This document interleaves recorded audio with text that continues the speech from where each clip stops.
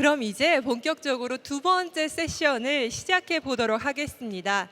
저는 2021년부터 한국에서 벌어지는 크립토 아트 씬을 직접 취재하기도 하고 아티스트 분들을 인터뷰하기도 하면서 NFT 아트 그 무엇으로도 대체 불가능한 예술이라는 책을 집필하기에 이르렀습니다. 그 과정에서 흥미로웠던 점은 이 크립토 아트 씬에 굉장히 활발한 대담 문화, 토론 문화가 활성화되어 있다는 점이었는데요. 바로 첫 번째 순서는 패널 토론이 또 준비가 되어 있고요. 이 두 번째 세션 내내 흥미로운 연사분들의 토론과 대담이 준비되어 있으니 주목해 주셨으면 좋겠습니다. 두 번째 세션의 연사분들을 모시기 전에 세션 주제를 알려드리고자 합니다. 주제는 광명 2세, 어떻게 해석될까요? 바로 깨달음으로 세상을 밝게 만든다입니다. We'll now begin the second session. The theme of the second session is manifestation. Recognize the beacons of the world and let them shine free. 크립토 아트는 우리가 예술에 대해서 알고 믿고 있던 것을 확장시키는 힘이 있습니다. 또 크립토 아트는 디지털상에서 구현되기 때문에 물리적 매체의 제약에서 우리를 해방시키고요. 새롭고 혁신적이고 진화된 표현 방법들이 펼쳐지는 예술입니다. 무엇보다 새로운 컬렉터층이 크립토 아트를 기반으로 해서 이 미술 시장에 유입되고 있습니다. 지금 초입부이고요. 역동적인 차세대 컬렉팅 문화를 만나볼 수 있는 가능성이 크립토 아트에 있습니다. Crypto art is expanding what we know and understand about art. It liberates us from the limitation of a physical medium, introduces novel and evolved methods of presentation, and paves the way toward the dynamic next-gen collecting culture. 자, 이 두 번째 세션에서는 예술과 블록체인 기술이 만나 그 교차점에 놓인 크립토 아트가 지금 대체 어떠한 상태인지 그 동향을 살펴볼 것이고요. 그리고 사회학적 및 문화적 관점에서 현 크립토 아트의 상태를 진단해 보고자 합니다. In session 2, we take a deep dive into recent development in crypto art at the intersection between art and blockchain technology and discuss its current state from sociological and cultural perspective. 설명은 여기까지 드리고요. 첫 번째 패널 토론을 진행해 보도록 하겠습니다. 첫 번째 패널 토론에 연사분들이 굉장히 많으신데요. 지금 등장하시는 동안 박수를 부탁드리도록 하겠습니다. 첫 번째 패널 토론의 주제는 캔버스로서의 메타버스와 오픈콜 문화입니다. Ladies and gentlemen, let's kick off the first panel discussion. The topic of the discussion is Metaverse as a canvas and the open core culture. 이번 세션의 모더레이터는 이함 갤러리와 슈퍼레어 스페이스의 디렉터인 그리다 큐레이터님이 진행을 해주시도록 하겠습니다. Grida, who serves as the director of 이함 Gallery and 슈퍼레어 Space, 모두 큰 박수로 다시 한번 맞이해 주시기 바랍니다. Let us invite them with a big round of applause. Okay, here we go. Yeah, nice to meet you, everyone. I will just speak in Korean first because for me it's really happy moment that I speak in Korean first for blockchain events and crypto art. So it's really for me it's a happy moment. 안녕하세요. 저는 그리다이고요. 프랑스에서 살고 있습니다. 프랑스에서 디지털 아트 갤러리 큐레이션을 하고 있고 여기 앞에 있는 존이랑 입구에 보시면 왼쪽에 NFC 부스가 있어요. 거기에서 메인 큐레이션을 맡고 있습니다. 저희가 이렇게 온 이유는 크립토 아트 서울을 만들어주신 우리 루시아님 또 혜인님 크립토 아트 서울님들께 저희 초대해 주셔서 너무 감사하다는 말씀 드리고 싶고요. 네. I think you guys can hear me in English right first, so I will just move on. And we have these amazing panels today. So would you introduce yourself from Sebastien, please? Yes, hello everyone. My name is Sebastien Borget. I'm the COO and co-founder at The Sandbox, as well as the president of the Blockchain Game Alliance. The Sandbox, it's a decentralized virtual world. It's a platform where anyone can become a creator, share their creation, truly own them and monetize them and use them the way they want. Okay, and please introduce yourself. 네, 안녕하세요. 저는 더 샌드박스에서 크리에이터와 강사로 활동하고 있는 NFT 우주인입니다. 지금 현재 복셀 크리에이터로 열심히 활동을 하고 있습니다. 반갑습니다. 반갑습니다. And Alexandra. Hi everyone, my name is Aleksandra. I lead partnerships at JoinXYZ. It's a co-creation platform that offers end-to-end solutions for curators to manage their decentralized curation. I'm also an artist and curator and often speaker and educator about art and Web3. Yeah, nice to have you here. And please, Andy Koo. Hi everyone, my name is Andy Koo. I'm one of the co-founder of Etna company who's the co-sponsor of this event. But I think most of you know me as the CEO of Altava Group. Altava is a fashion tech company where we provide all virtual fashions for all virtual worlds out there. And it's very nice to have a panel with you guys. Okay, I'm so happy to have these amazing panels for this talk. And before we move on to the main topic, just love to hear about how do you feel, you guys, today. So, for example, Alexandra, almost the first time to visiting Korea. Would love to know more about how was in Korea and blockchain event here today. So please. Well, I must say maybe the sleep pattern is a bit different, but I'm so grateful for people to be very welcoming in Korea so far. Everything is very cute, very tasty, and I just love seeing a different perspective on so many different things across arts and how things are scheduled and organized. And I love the fact that we have translators. Honestly, this is my first, 100 conferences in the last 2 years, and this is the first time I have a translator, so well done. I think this is very professional, and thank you for having me.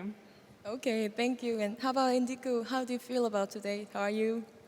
To be honest with you, I'm exhausted. I've been staying up late and getting up early already. We actually we had a very big concern if this place is going to be ready for this event, but thank God that everything is well established. So I'd like to actually make special thanks to everyone who works super hard to make this happen. Hein, and Etna, Ian Studio. So I'm just happy that this is happening. Wow, okay. And Sebastian, you travel a lot. You visited Korea more than 10 times, and just love to know about the feeling of today. So, because you've been to many other events, and today is very focused on art and culture. So, we'd love to know about your feeling of today.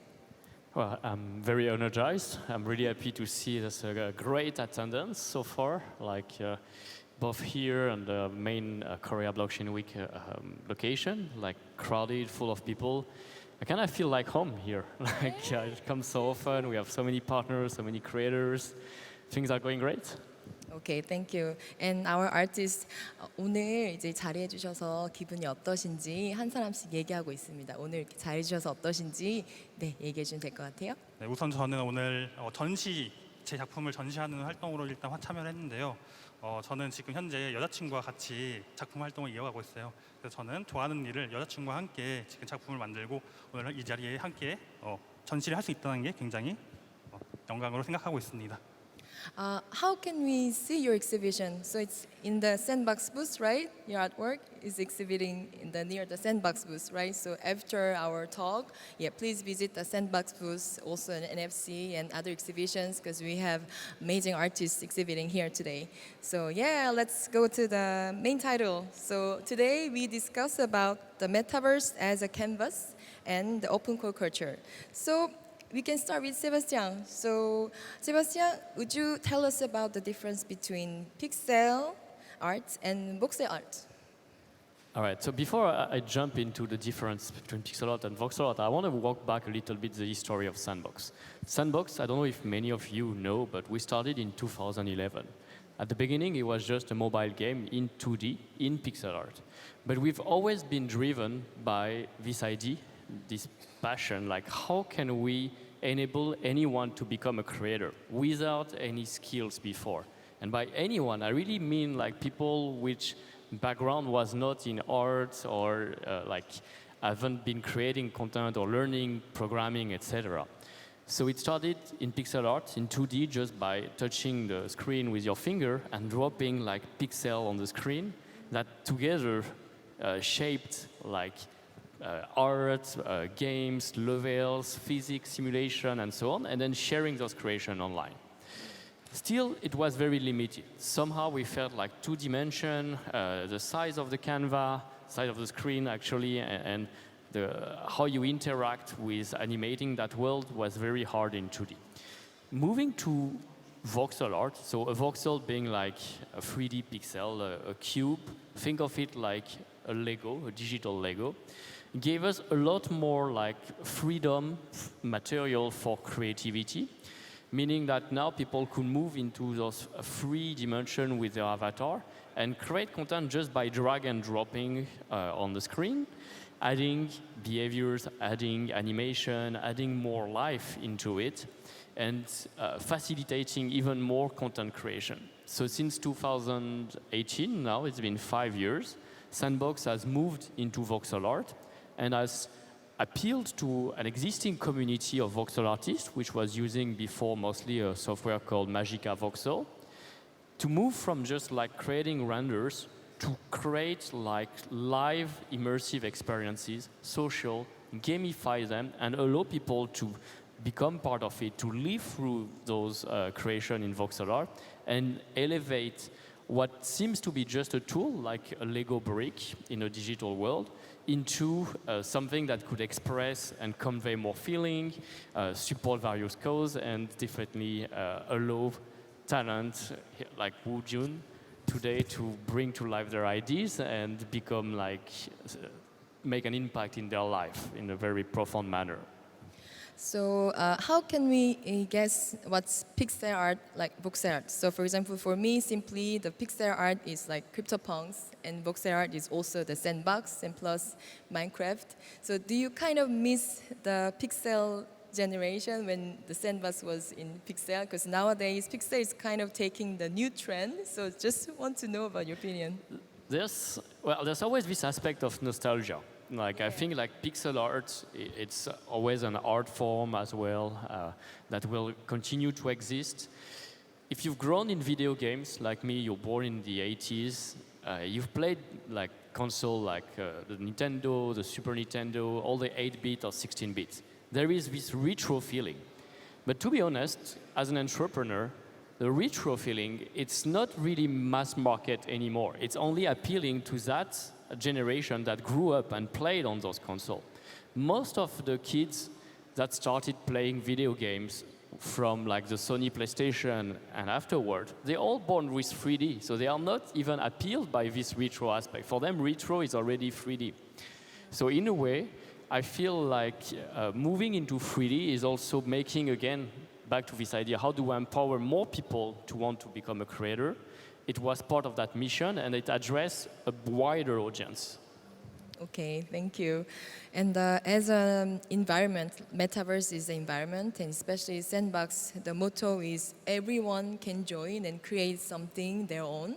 So the thing is, I would love to know about what do you do for artists and creators in the Sandbox? Yep. So the way we see Sandbox is essentially we segment ourselves in 3 aspects. One, we have products, like the tools that we give to the creators so they can express their desire, give freedom to their imagination. We have an editor called VoxEdit, which allows to make 3D content and animate it. We have a map, we have a marketplace, and we have this game maker, no code, where like you take your asset and you can start interacting with them. Start like turning a character, fight against it, make it run, jump, and interact, creating a new quest, and more. That's the combination of VoxEdit and Game Maker that allows you to create new form of experiences, different games that doesn't exist on other platforms, and really have let artists and new creators enter the space. I'll be speaking maybe a bit later how like Sandbox has empowered also traditional artists. I think that can be very interesting. The second aspect of Sandbox is the content. Like to showcase how product and tools work, we need to attract great content. We do so by training creators through community management. We attracted voxel artists at the beginning, and then people who were interested to create games without coding, like people who played Minecraft maybe, or Roblox, and so on. showcasing the possibility. And we've been giving them a lot of support through grants. We launched a creator fund, we launched a game maker fund, we've launched various training programs. Here in Korea is a great example. I think there's more than 17 partners in education, some famous school and also program.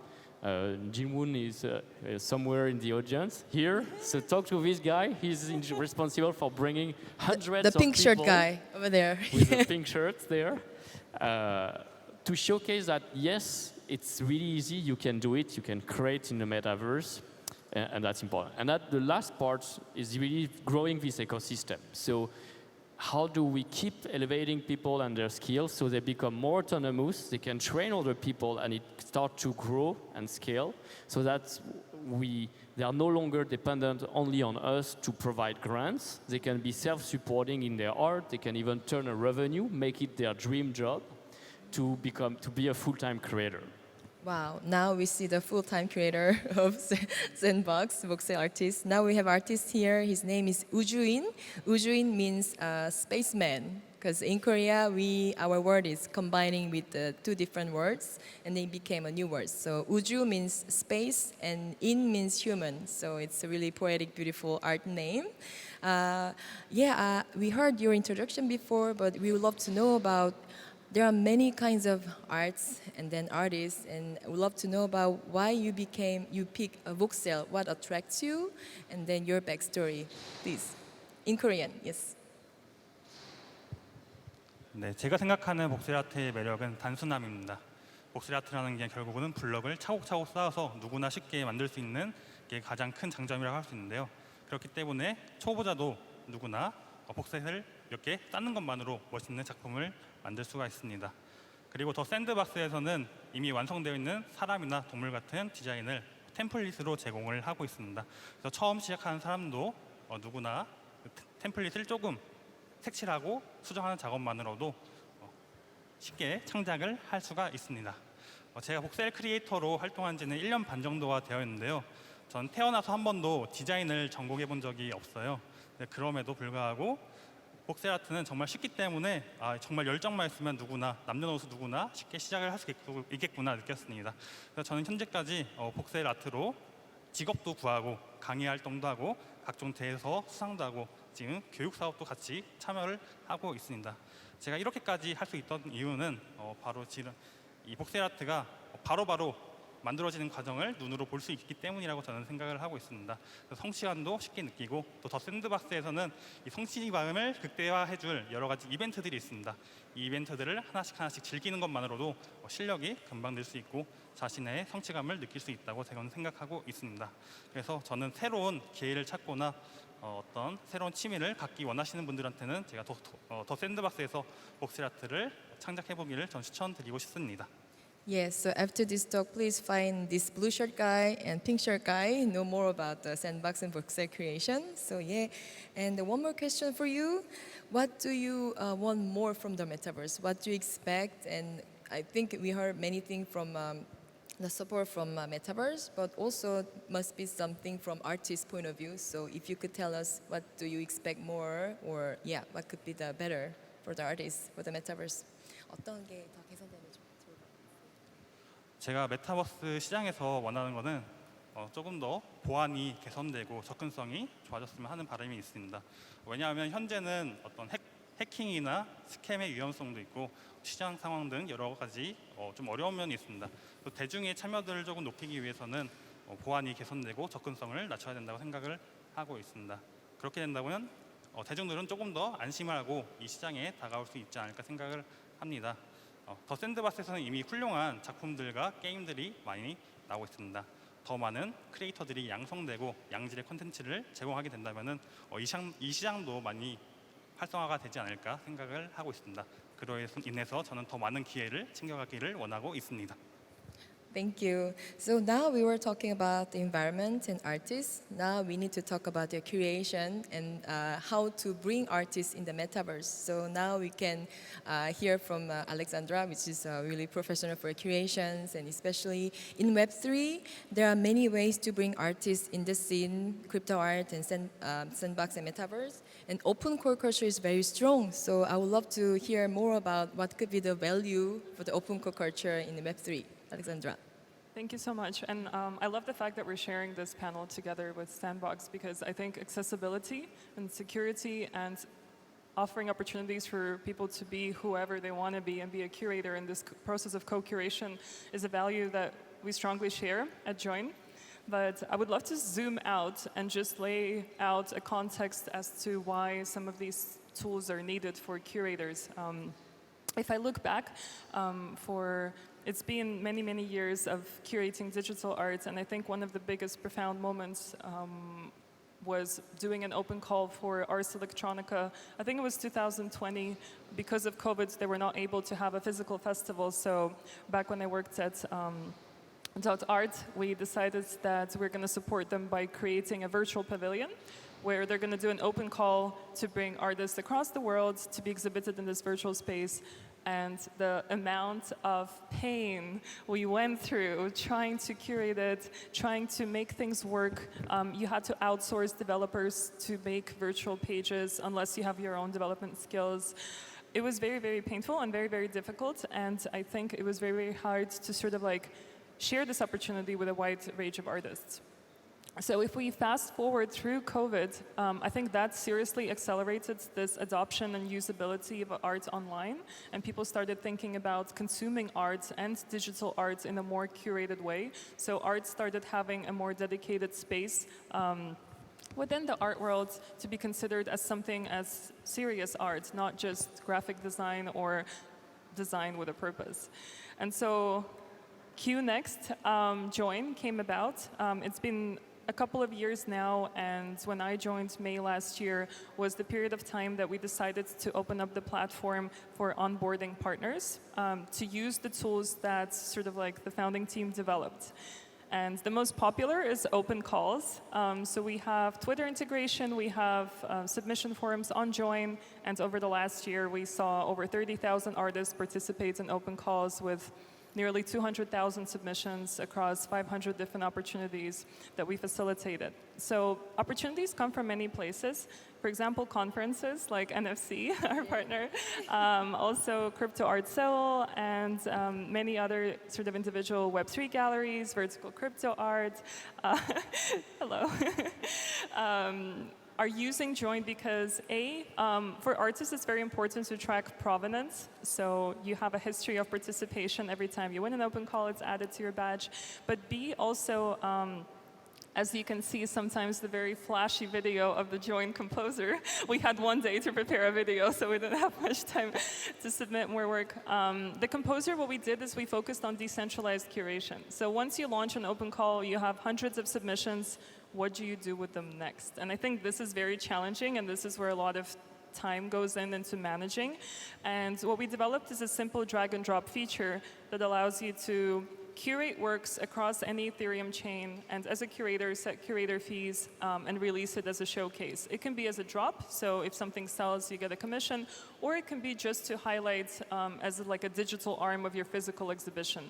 And then similarly, we developed a tool for narrating stories because there's so many talented writers in this space, and uploading an image and a link, again, been there, done that, takes too much time. So the whole focus of the platform right now is how can we make a curator's life in Web3 more simple? How can we add value to artists to make opportunities more discoverable? And how can we bring people together to co-create across Join and a global ecosystem of talented creators? Okay, thank you for your explanations. And just quickly, one more question. Speaking of open call and curation, the Web3 really spotlight decentralization and also decentralized curation. Would you explain more about decentralized curation, please? Decentralized curation. Yeah, I got it. Thanks. I think there are many things to say, but in the interest of time, I think one of the most important things is that it's out in the open. So on our platform, 95% of the open calls, everyone can see who else applied. You can see which curators are behind the initiative, and sort of like through the shortlisting, through the winner selection, artists can see basically what is going on behind the scenes. And this is very new. So for people who maybe worked with sort of like the more traditional way of applying, it's typically a hidden submission form. You have no idea how many people applied. Sometimes you miss the deadline because the information is scattered all across the internet. So sort of like here, we encourage people to be as transparent as possible and be also platform agnostic. So there's no sort of like bottlenecks for artists to apply. Even though, even if we simplified 90% of the process, people still complain. They're like, oh, I have to enter my email. Oh no. but we're happy and we're like optimizing every single day. Like now you don't need an email. Like it's just getting easier and easier. But we have to understand that it's important to have certain security measures, as you mentioned earlier, to continue establishing and providing that level of trust. So I think these are sort of the areas we're focusing on right now.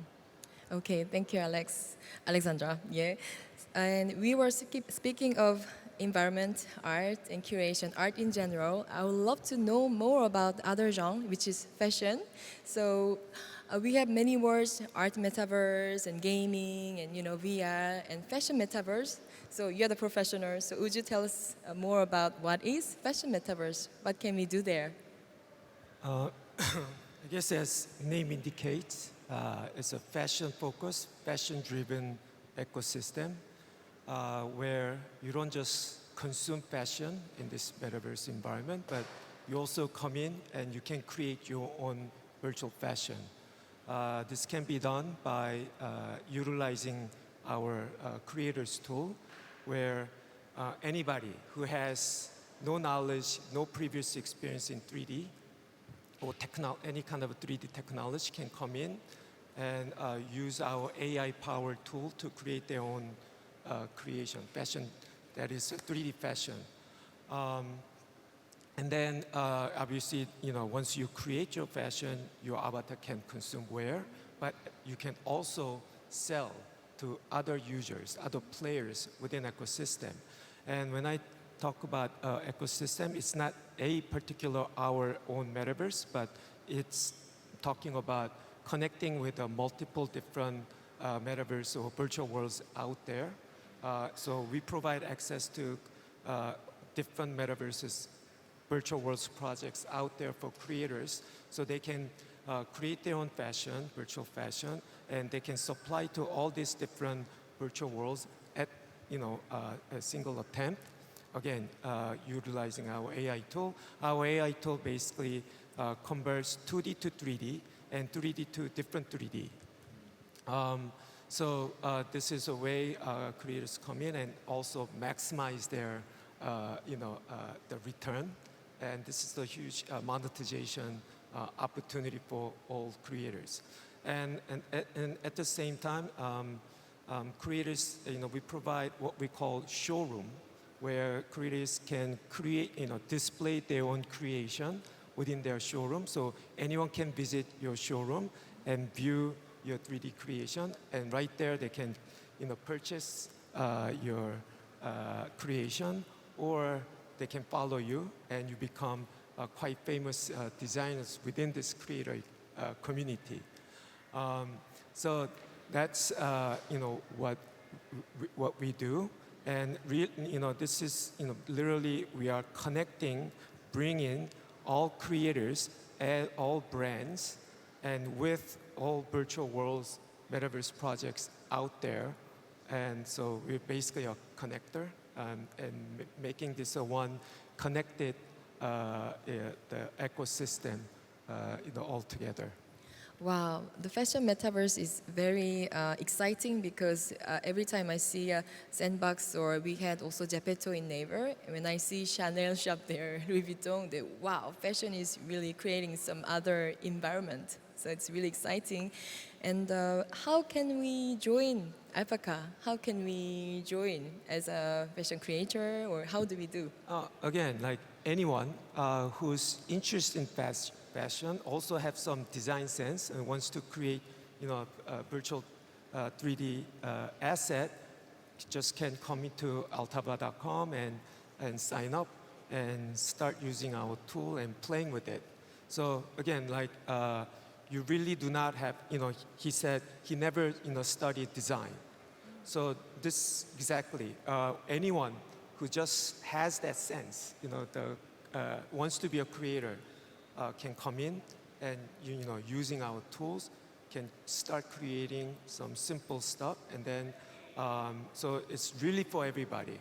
But also, creators who come with the specific fashion background, also has some knowledge in 3D tools and technology, can also create their own 3D asset and provide to us, and that becomes a template for other creators can based on.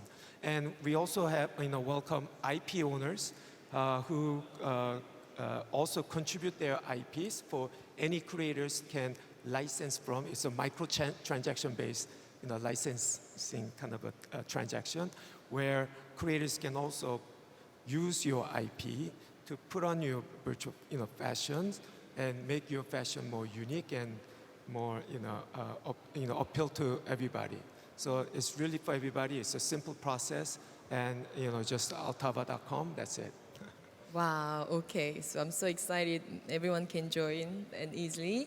So the last question is a very philosophical one. We can talk about this in like 6 hours, 10 hours, but this, each one you guys have, let's say, 20 seconds. So let's get to it. So the last question is, what role will art play in our ecosystem and culture? So you could answer this also as a last minute. So please go, Sebastien. Yeah, go. Well, I think it's very important to bring art and culture in the metaverse. Like, we want to stand for something that inspires, that bring people from different origins and cultures together, that we want to constantly keep exploring and that evolve. And I think like having things you don't see on other platforms, having new type of creators that use their existing art and then use Metaverse and voxel art to represent either in a different way, to extend it in another way. I'm thinking of some collaboration we had in Lisbon, for example. We had the non-fungible conference, and Pascal Boyard, which is like street artist gravity, became a voxel character on stage. Or I'm thinking about Hackatao, which is exposed here and then turn their art, 2D art, into a collection of 3D characters that becomes playable and evolve depending on several traits. There's a lot of new possibilities that's being brought on that keep inspiring the creators. And you want to be surrounded by creators. It's not just being given the tools and the possibility. You want to be surrounded by other people that inspire you. And I think having art present in the metaverse, having fashion present in the metaverse is essential for that. Wow, thank you. And 작가님 마지막으로 한마디 해주시고 문화가 어떤 역할을 하게 될까 한마디 같이 해주시죠. 네, 이제 사람들은 더 나았고 더 편안한 삶을 추구하는데 이것 또한 저는 예술이라고 생각을 하고 있습니다. 예술이는 곧 삶이라는 이야기도 있잖아요.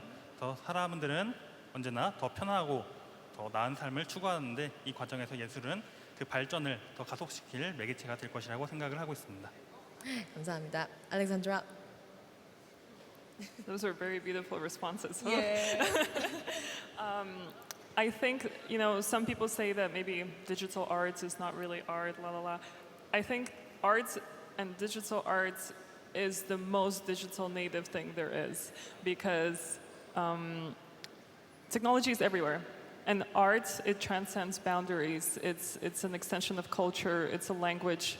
It's an international language. And so I believe that it will be ever so more important. And I think we'll see more and more cross-cultural collaboration. We'll see more co-creation between different artists with different skills, between developers, between writers. It's this connecting network that allows us to sort of like communicate on the next level. Sorry, okay, I'm running out. So basically, take your time. It's okay. but that is my point. I think this is what brings us all together. And in a world which is even more interconnected, it plays a very crucial role and will only continue to grow.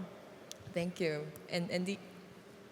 First of all, we have a huge respect towards 20 seconds. Yeah, please 20 go ahead. second artists and creators. And I think our job, what we're trying to do is to promote their creation and make it known, make it seen, make it consumed to broader audience by bring them into the form of the virtual fashion. So any creations, any artwork can be seen as an IP that can be transformed into the wearable digital fashion. And this is a brand new way to promote their creations and brand new business model that we can bring into these creators. Thank you so much. Thank you for listening. And after this speaking, if you guys see us, please hit us up. We can talk about more things in the NFC booth and Sandbox, and we will be everywhere. So thank you for listening. We are done. Thank you. Thank you. Thank you. Thank you. Thank you. Thank you. Thank you all for sharing your thoughtful 감사합니다. insight with us. 네, 이렇게 흥미로운 토론을 해주신 패널 분들께 다시 한번 큰 박수 부탁드리도록 하겠습니다. 이어지는 세션은 실은 말이 필요 없는 분들을 초대하는 시간이라는 생각이 드는데요. 한국의 크립토 아트 역사의 초기부터 현재까지 그 사계절을 다 겪은 한국 작가들의 이야기를 들을 수 있는 시간입니다. 네, 한국의 크립토 아트 작가님들은 어떠한 생각을 가지고 이 크립토 아트를 창작해 왔을까요? 이제 그 대담을 통해서 여러분들이 살아있는 이야기를 만나보실 수 있습니다. Next in line, we have a panel discussion where we hear from Korean crypto artists. 모두 큰 박수로 맞이해 주시기 바랍니다. Let's invite them on the stage with a warm round of applause. 안녕하세요. 저는 이온 스튜디오의 아트 디렉터를 맡고 있고 그리고 NFT 아티스트로 활동하고 있는 샤이니타이거라고 합니다. 저도 역시나 2021년부터 NFT 아티스트로서 활동을 하면서 한국의 전통 괴물들을 소개를 하고 있고요. 그리고 지금까지 만나뵀던 이제 작가님들 중에 제가 정말 사랑하는 작가님들이자 1세대 NFT 아티스트 분들이신 작가님들을 모셨습니다. 작가님들 안녕하세요. 안녕하세요. 일단 간단하게 먼저 소개를 드리면 저희 옆에서부터 조이조 작가님, 레지나 킴 작가님, 낙타 작가님, 그리고 요요진 작가님을 모셨습니다. 한 분 한 분 먼저 소개를 들어볼까 해요. 첫 번째로 저희 조이조 작가님 같은 경우에는 추상 회화와 그리고 디지털, 음악, 다양한 장르를 통해서 예술의 본질을 표현하고자 노력을 하시고 제가 아는 NFT 아티스트 분들 중에 가장 흥이 넘치시는 작가님이십니다. 조이치 작가님 안녕하세요. 안녕하세요. 간단하게 소개 부탁드리겠습니다. 추상 페인팅이랑 이제 미디어랑 음악 작업도 하고 있는 조이조라고 합니다. 네. 지금도 네, 원래는 이제 페인팅 위주로 작가 활동을 하고 있고 21년, 22년 그때는 조금 뮤지션 분들이랑 제가 예전에 보컬 활동도 했어서 뭐 인디 때 했던 그런 것들을 살려서 좀 커뮤니티 활동도 활발히 하고 그런 뮤지션 분들이랑 이제 콜라보 미디어 작업을 내면서 좀 활동을 활발하게 했었고요. 지금은 다시 페인팅 위주로 좀 하고 있고요. 좀 에세이 작업을 좀 옛날부터 써놨던 것들을 좀 단행본으로 내려고 좀 올 하반기는 글 작업을 좀 하고 있습니다. 감사합니다. 저는 아직도 조이조 작가님 하면 2021년 12월에 저희가 파리에서 메종드 노엘이라는 전시를 함께 개최를 했었어요. NFT 전시를 개최를 했었었는데 그때 노래를 불러주셔서 아직까지도 그 멋진 공연을 잊을 수가 없습니다. 감사합니다. 저희 두 번째로는 레지나 킴 작가님을 소개합니다. 레지나 킴 작가님 같은 경우에는 다양한 장르와 콜라보레이션을 진행을 하고 계시고요. 브랜드 콜라보, 아티스트 콜라보, 아트토이 콜라보 다양한 활동을 진행하시면서 콜라주 작업으로 아름다운 작품들을 만들어주고 계십니다. 상업과 예술의 경계를 뛰어넘으면서 다양한 활동을 하시고 계신데요. 자기소개 부탁드리도록 하겠습니다. 안녕하세요. 저는 비주얼 아티스트 레지나 킴입니다. 반갑습니다. 저는 콜라주, 일러스트, 무빙 이미지 등 다양한 미디엄을 통해서 여러 사회 문제나 환경 문제 그리고 인권 문제에 대해서 다루는 작업들도 하고 있고 또 여러 브랜드들과 함께 콜라보 작품도 많이 만들고 있습니다. 감사합니다, 작가님. 그리고 세 번째로 어떻게 보면 저의 NFT 스승님이시기도 한 정말 일단 먼저 디지털 콜라주 기법으로 환상적인 상상의 세계를 NFT 작품으로서 만들어주고 계신 낙타 작가님이십니다. 작가님 소개 부탁드리겠습니다. 네, 안녕하세요. 우선 제가 지금 여기 올라오기 전에 바지 지퍼가 터져서 좀 다소곳하게 네, 안녕하세요. 저는 현재 디지털 콜라주 기법을 기반으로 이제 작품들을 만들어내고 있고요. 상업 외주 씬에서 원래는 활동을 하다가 이제 개인 작품들을 만들면서 전시나 해외 여러 페어들도 참여하고 있었고요. 그러던 나중에 이제 21년도 3월 달에 좀 빠르게 한국에서는 NFT를 접하고 공부해 나가면서 좀 재밌게 관심을 가지고 지금까지도 현재 작품을 만들면서 활동을 하고 있습니다. 네, 반갑습니다. 반갑습니다. 바지 지퍼가 터졌다고 하는데 저희 이번 세션이 터질 예정인가 봅니다. 마지막으로 저희 요요진 작가님이신데요. 아마 한국 NFT 씬에서는 이분의 작품 캐릭터를 한 번쯤은 보셨을 거예요. 정말 귀엽지만 누구보다 깊은 이야기를 전달하고 계신 두들링 기법, 애니메이션 기법, 디지털 기법으로 작품을 만들고 계신 요요진 작가님이십니다. 작가님 소개 부탁드리겠습니다. 네, 안녕하세요. 저는 요요진이라고 하고요. 그림을 그리고 있습니다. 그 남의 이야기 듣는 게 제일 지루할 텐데 이렇게 앉아서 들어주시니까 너무 감사하네요. 네, 저는 제 자랑을 좀 하자면은 이것도 민망하지만은 저는 2010년에 그 유네스코를 통해서 아프리카 잠비아에 파견이 됐고 그거를 계기로 9년 동안 그 잠비아에서 문화예술 프로젝트를 하면서 좀 작가 활동을 시작하게 됐어요. 뭐 그리고서 한국에 돌아와가지고 이제 그때 했던 그때 배웠던 그 경험들을 기반으로 해서 작업을 하고 있고요. 네, 그렇습니다. 감사합니다. 정말 몇 년 동안 이 작가님들과 거의 동거동락하면서 다양한 활동들을 지켜보고 참여하고 만들어 나갔었는데요. 자, 이제 작가님들의 이야기를 조금 더 들어볼까 해요. 그래서 한 분 한 분 질문을 드리고자 하는데 먼저 조이조 작가님께 여쭤보고 싶습니다. 작가님 되게 다양한 활동하고 계시잖아요. 특히 한국의 가수 라디님이시라든지 해외 여러 뮤지션 분들과 함께 음악적인 콜라보 작품을 제작하시기도 하시고 또 조이조 작가님은 그 유명한 조이조 NFT 패스라는 것을 만드셔서 와인과 술과 이야기, 웹3 이야기와 사람들이 만나서 이제 소통할 수 있는 그런 장을 만들어 주시기도 했었는데요. 작가님이 지금까지 경험하셨을 때 이런 블록체인 기술을 통해서 이제 만들어왔던 활동들, 작품들이 그 전에 피지컬 작품을 하실 때와 어떤 차이점이 있으셨는지 혹시 또 기억 남는 일화가 있으신지 나눠주시면 감사드리겠습니다.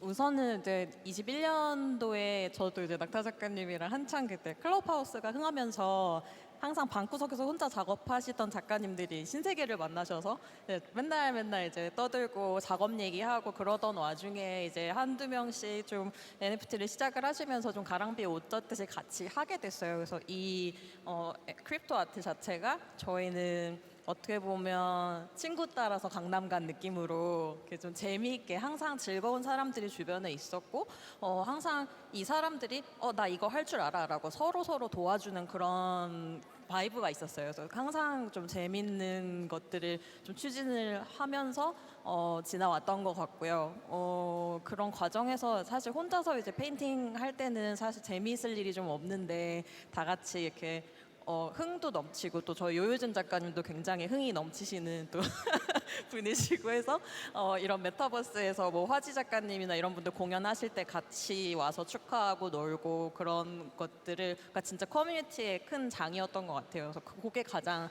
이제 피지컬 작업할 때랑 이런 디지털 작업하면서 이제 크립토 물론 이제 블록체인 쪽으로 뭔가 기술적으로 들어간 게 아니라 아티스트 입장에서는 그냥 이미지나 영상을 올려서 NFT로 발행했다 뿐이지만 그 안에서 좀 커뮤니티적인 의미를 많이 찾았던 시간들이었던 것 같습니다.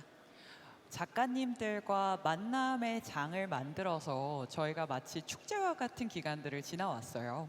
그래서 방금 얘기해 주신 것처럼 저희가 첫 단체, 한국의 첫 전시였던 빌라전부터 시작을 해서 빌라전 2회, 3회를 지나가고 메타버스 콘서트를 지나가고 다양한 활동들을 함께 해주셨었는데요.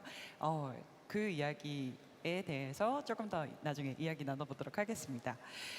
레지나 작가님, 그리고 두 번째로 질문 드리고 싶어요. 콜라주 작업을 통해서 아까도 말씀해 주셨지만 젠더나 인종 그리고 사회 문제와 같은 다양한 이제 이야기들을 전해주고 계신데요. 사실 크립토 아트를 만나시기 이전부터 디지털 아트를 해오셨었잖아요. 근데 크립토 아트를 만나면서 이런 변한 활동이라든지 혹은 작품의 변화가 있으셨는지 그 이야기를 나눠주시면 감사드리겠습니다. 저는 디지털 작품 경우에는 이제 뭐 가수들이나 이런 분들 이제 앨범 커버 이제 포스터 작업들을 같이 했었고, 그리고 또 작품을 프린트해서 이제 전시해서 판매하는 그런 형태의 이제 작업들을 많이 했었거든요. 근데 NFT 같은 경우는 누구를 위해서 만들거나 아니면은 프린트를 해서 판매하는 게 아니라 디지털 파일 본연의 그 파일 자체를 어떤 컬렉터에게 작품으로서 판매를 하는 거여가지고 되게 저한테는 신선을 했고 또 예술가로서 뭔가 인정받는 그런 느낌이 들었어요. 그래서 그리고 또 이제 그 컬렉터분들이 재판매를 하면 또 로열티도 계속 받을 수 있다는 점도 굉장히 흥미로웠고, 무엇보다도 제가 제일 좋았던 점은 이 NFT 시장이 되게 커뮤니티 중심으로 이렇게 활동할 수 있다는 점이 되게 좋았는데, 특히 예술가들은 이제 회사에 속해 있는 게 아니라 개인적으로 다 활동을 하는 거기 때문에 작가님들을 만날 수 있는 어떤 그런 교류의 장이 없거든요. 그래서 그런 부분을 NFT가 되게 열어줘서 그 NFT로 인해서 제가 또 작가님들을 만나게 되고 또 작품에 대해서도 이야기를 하고 NFT 정보도 공유하면서 이런 소통의 어떤 기회, 그 장을 만들어준 것 같아서 저한테는 NFT 시장이 굉장히 제 예술 활동에 도움이 되고 있습니다. 감사합니다. 저희 지퍼가 터지신 낙타 작가님, 저의 NFT 스승님이시기도 했는데요. 사실 낙타 작가님 같은 경우에는 저희가 초기 이 많은 아티스트 분들을 NFT 씬으로 온보딩 시켜주시는 역할을 해주시기도 하셨어요. 그래서 처음에 어떤 식으로 오픈시를 활용해야 된다거나 이런 마켓플레이스가 있다거나 로열티가 무슨 의미거나 이런 이야기들을 저희에게 알려주셨던 작가님이시자 지금까지도 다양한 강의를 지속해 오신 작가님이신데요. 지금까지 이렇게 많은 작가들을 온보딩 시키고 강의를 진행하시면서 느끼셨던 점 혹은 좀 더 이런 점이 필요한 것 같다 라고 생각하신 점이 있으시면 나눠주시면 부탁드리겠습니다. 네, 뭔가 이 NFT 씬에서 필요한 부분을 얘기하기에는 너무 오피셜한 자리에서 감히 제가 말하기가 되게 조심스럽긴 한데요. 일단 처음에 21년 3월쯤에 이제 한국에 NFT라는 게 알려지게 되면서 사실 옆에 있는 요이진 작가님과 정말 막 몇십만 원씩의 가스비를 날리면서 그 당시에는 저희가 어디서 교육을 받거나 배울 수가 있지가 않던 상황이었어요. 근데 그렇게 저희가 부딪혀서 문제를 해결하는 것들이 굉장히 재밌었고 그 해결들을 공유하면서 다른 분들이 그러면 이것도 이렇게 하면 되지 않을까? 하고 제기했을 때 또 그걸 같이 해결하는 그런 분위기였었고 또 그런 것들이 굉장히 재밌었는데 그렇기 때문에 계속 할 수 있었던 거고, 근데 이제 제가 강의를 나갔을 때 느낀 점은 강의를 들으러 오시는 분들의 특징은 어떠한 목적이 되어 있는 거예요. 목적이 있는 거예요. 내가 수익적인, 그러니까 NFT라는 걸 알아서 어떤 수익적인 목적을 갖거나 아니면 아티스트의 활동으로서 어떤 목적을 갖거나 그런 목적들을 갖고 오시는 분들이 많은데 정말 다양하세요. 어떤 분들은 그냥 SNS에서 흔히 NFT 돈 된다 이런 것들만 보고서 정말 NFT를 아무것도 모르시는 상태에서 와서 이제 강의를 들으러 오시는 분도 있고, 아니면 그냥 나는 뭐 이모티콘을 디지털로 만들고 있었는데 NFT가 디지털 아트의 한 장르이기 때문에 내가 어떻게 좀 더 활동 영역을 넓힐 수 있을까? 아니면 나한테 득이 되는 점이 뭘까? 이런 고민들이나 어떤 목적을 갖고 오시는 분들이 굉장히 많으세요. 그래서 뭐 당연히 그 중에는 이제 만족스럽게 강의를 듣고 즐겁게 계속해서 이제 고민을 갖고 활동을 하시는 분들도 많은 반면에 또 한편으로는 와서 강의를 들었는데 해야 될 게 너무 많어. 아니면 내가 생각했던 NFT는 딱 들어오면 돈을 벌 줄 알았는데 이런 것들을 해야 된다고? 근데 생각한 것보다 돈이 될 것 같진 않네? 이러고 포기하시는 분들도 많고 비난하거나 좀 안 좋은 시선으로 보시는 분들도 많이 계셨거든요. 근데 이제 제가 강의를 나갈 때 그런 분들을 대상으로 항상 꼭 하는 말이 사실 NFT가 돈이 된다는 생각으로 여기 오시면 안 된다. 그런 생각을 갖고 이제 접근하셔서 시작하시면은 그거는 좀 너무 위험한 생각 같다라고 말씀을 드리고 있고, 어찌됐든 그쪽에 오시는 분들은 이제 창작자 입장으로서 오는 거니까 저는 이제 그분들한테 항상 말하는 게 디지털 이제 작업을 하시거나 아니면 페인팅 작업을 하시거나 작업을 하시고 계시니까 NFT는 하나의 내 확장 채널 정도로만 생각하시면은 오히려 마음의 부담을 덜고 이제 조급함 없이 하실 수 있을 거다, 그렇게 말씀을 드리고 있고요. 그렇기 때문에 이제 항상 이제 제가 강의 나가서 말하듯이 제가 이제 감히 말씀드리면 NFT 현재 시점에서 필요한 부분들은 사실 NFT가 돈이 되는 시장, 새로운 어떤 기술력이 개발된 어떤 시장이다, 이렇게 접근하고 보시는 것보다는 아티스트 입장에서는 내가 얼마나 지속적으로 이 기술력을 통해서 내 작품을 좀 더 메시지를 전달할 수 있을지를 고민하고, 또 이제 아티스트로서 어떻게 활동을 계속 이어나갈 수 있을지, NFT를 어떻게 활용할지 들에 대해서 고민하는 부분이 좀 많이 필요하다고 생각을 해요. 저 역시도 마찬가지로 그런 부분들을 계속 고민하고 있는 거고, 저야 기회가 좀 와서 이제 일찍이 NFT를 접하고 초반에 정말 이제 인생 역전까지는 아니지만 수익적인 어떤 이득적인 부분도 많이 보긴 했었지만, 결국에 맹점은 이제 내가 얼마나 이 씬에서 예술을 계속 이어나갈 수 있는지를 고민하고 있거든요. 그래서 그런 부분들을 계속 되짚어보는 게 중요할 것 같고요. 뭐 컬렉터나 NFT, 아트, 예술에 관심이 있는 분들 입장에서는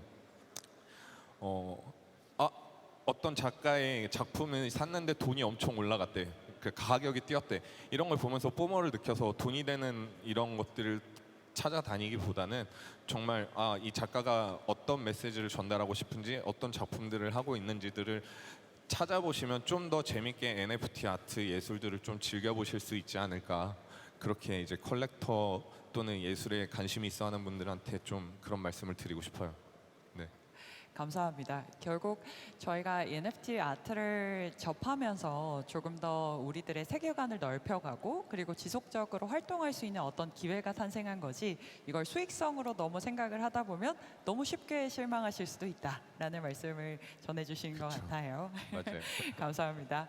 그러면 요요진 작가님으로 넘어가 보도록 하겠습니다. 요요진 작가님, 피지컬 아트와 디지털 아트를 함께 이렇게 진행을 하고 계신데요. 이런 기존 예술씬과 크립토 아트씬을 함께 이렇게 경험을 해보시면서 혹시 느끼셨던 좀 차이점이라든지 다른 점, 혹은 블록체인 아트 시장에 대해서 의견을 나눠주실 수 있을까요? 네, 저는 그 현대미술 씬에서 활동을 하고 있다고 생각을 하지만은 거기에서 그렇게 받아들여지는 편은 아니거든요. 그 이미지 자체가 보시다시피 이렇게 귀여운 그 얼굴, 저게 제 시그니처 그 심볼이거든요. 그거를 기반으로 활동을 하다 보니까 어떤 메시지를 담거나 어떻게 활동을 하든 이미 저 이미지에 가려져서 그 담론들을 그 현대 미술 씬에서 전할 수 있는 그런 작가는 아니에요. 그래서 상업지향적인 작가라고 보여지는 부분이 많고, 실제로 그렇게 활동을 해서 기업 콜라보를 통해 가지고 그 활동을 하기도 하고요. 대신에 이 크립토 아트 씬과 현대 미술과 다양한 관점에서 이 크립토 씬을 바라봤을 때 그때 부족한 부분이 뭐가 있었냐라고 짚는다면은 현대 미술씬은 이미 오래전부터 진행이 되어 왔기 때문에 구조라는 게 있어요. 그래서 상업 미술은 갤러리, 그리고 그 현대 미술, 좀 개념 미술 쪽은 미술관. 그래서 그 갤러리에서 파생되는 것들이 이제 아트 페어나 이런 상업 시장이죠. 그리고 미술관 같은 경우에는 이제 비엔날레를 통해서 다양한 개념과 그런 사회적 이슈들을 다루는, 그게 이제 하나로 모여지는 그게 이제 그 세계 유수의 갤러리를 통해서 자본으로 이렇게 순환이 되는 건데, 전환이 되는 건데, 제가 그 크립토 씬에서 조금 아쉬웠다라고 얘기할 수 있는 부분은 저도 그 이미지적으로 봤을 때 상업적인 작업들을 했기 때문에 뭐 그거에 얼마나 기여를 했는지는 모르겠지만은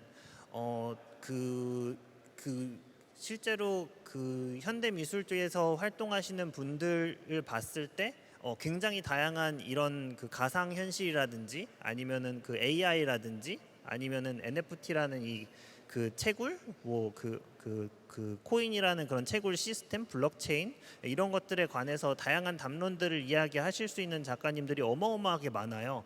그리고 실제로 그런 분들이 뭔가 이야기를 해서 대중들과의 그 교류를 통해서 그 정작 우리가 무엇을 하고자 하는지, 그리고 어떤 담론들이 이 블록체인이라는 씬에서 존재하는지, 그리고 미래에서는 어떻게 이거를 그 만들어갈 수 있는지, 그런 거에 대한 담론들을 나눌 수 있는 장을 정말 그 댄시하게 만들 수 있을 것 같은데, 근데 솔직히 이렇게 말하면 좀 그 욕먹을 수 있겠지만은 결국에는 스크린에 그림 띄워놓고 보는 그게 지금의 현실이잖아요.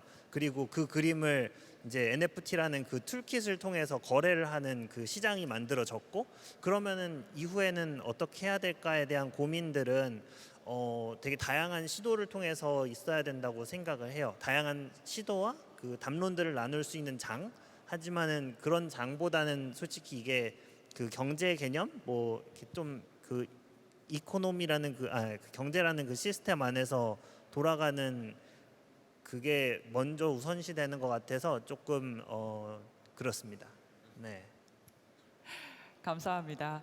어떻게 보면 이제 저도 이제 여기에 들어와서 다양한 작가님들을 만나고 이야기를 나누면서 저희가 사실 시작점이잖아요. 저 요요진 작가님과 이야기를 나누면서 되게 인상 깊었던 말씀 중에 하나가 아직 우리는 지금 공부를 하는 시기가 이제 조금 지나왔고, 처음에 이제 이게 블록체인이 무엇이고 NFT가 무엇이고 여기서 우리가 무엇을 할 수 있을까를 고민하는 시기에서 이제 방금 얘기해 주신 것처럼 담론을 만들 때다. 그래서 이걸 가지고 우리가 뭐 어떤 활동을 할 수 있을지, 어떤 담론을 만들어서 우리가 역사를 써내려갈 수 있을지를 고민해야 하는 시기이다라는 이야기를 해주셨어요. 그래서 저희가 앞으로 이 이야기들을 조금 더 지속하면 좋을 것 같은데, 저희 벌써 시간이 질문 하나씩 드렸는데 20분이 끝나서 일단 빠르게 20초씩 작가님들 괜찮으시다면 앞으로 이 활동 크립토 아트 씬에서 어떤 활동을 하고 싶으신지, 혹은 크립토 아트 씬에 바라는 점 한마디씩 부탁드리고 이 세션을 끝내보도록 하겠습니다. 조이조 작가님부터 말씀 부탁드리겠습니다. 아직은 저희가 이 블록체인을 가지고서 이 아트를 이제 이렇게 띄우고 감상할 수 있는 이 시스템 자체가 아직은 너무 산업 초기 단계이기 때문에 이게 실제로 페인팅을 직접 보는 것만큼 되게 생동감 있게 저희가 시간이나 이런 물리적인 제약 없이 더 멋있게 아트를 감상할 수 있는 그런 시스템이 곧 구축될 거라고 생각하고 많이 기대하고 있습니다. 그리고 또 페인팅 하시는 분들뿐만 아니라 디지털 하시는 분들도 마찬가지고, 또 음악 하시는 분들도 아직 되게 목말라 하세요. 이 음악을 어떻게 이 물리적 제약 없이 어떻게 펼칠 수 있을까, 그런 것들을 또 저희 아티스트들은 계속 고민하고 발전시켜 가고 있으니까 산업의 발전과 함께 저희들 다 같이 성장할 수 있으면 좋겠습니다. 감사합니다. 네. 그럼 레지나 작가님 부탁드리겠습니다. 요즘 NFT 시장이 많이 좋지 않은데 저는 앞으로 또 다른 호황기가 또 올 거라고 생각하거든요. 그래서 지금은 뭐 작가든 그다음에 뭐 플랫폼 관계자분들이든 프로그래머든 좀 내실을 다질 수 있는 그런 시간을 갖고 좀 더 좋은 방향으로 갈 수 있게끔 그렇게 잘 됐으면 좋겠습니다. 감사합니다. 감사합니다. 낙타 작가님. 네, 저는 짧게 뭐 바라는 점보다 그냥 하고 싶은 거는 영어를 잘하고 싶고요. 영어를 잘해서 이제 해외 아티스트들과 많이 아트를 사랑하는 분들과 많이 교류를 하면서 이야기 나누고 싶고요. 그리고 저 스스로 아티스트로서 그냥 오래도록 재밌게 작업하고 싶은 게 하고 싶은 일이자 목표입니다. 네, 감사합니다. 네네, 저는 하던 거 계속 할 거고요. 그 크립토 뭐 그런 쪽과 솔직히 언제부터 이게 NFT와 그 제가 하는 작업과 이게 분리가 됐는지 모르겠어요. 다 같은 개념이고, NFT는 뭐 그거 따로 떨어져 있다고 생각하지 않고 그냥 제가 하는 거 하다가 필요하면은 그쪽에서 활동을 할 것이고, 그 제가 하고 있던 거를 그쪽에도 잘 전할 수 있게 하겠죠. 근데 저는 나눠져 있는 개념이 아니라 그냥 예술 안에서는 다 하나라고 생각합니다. 예.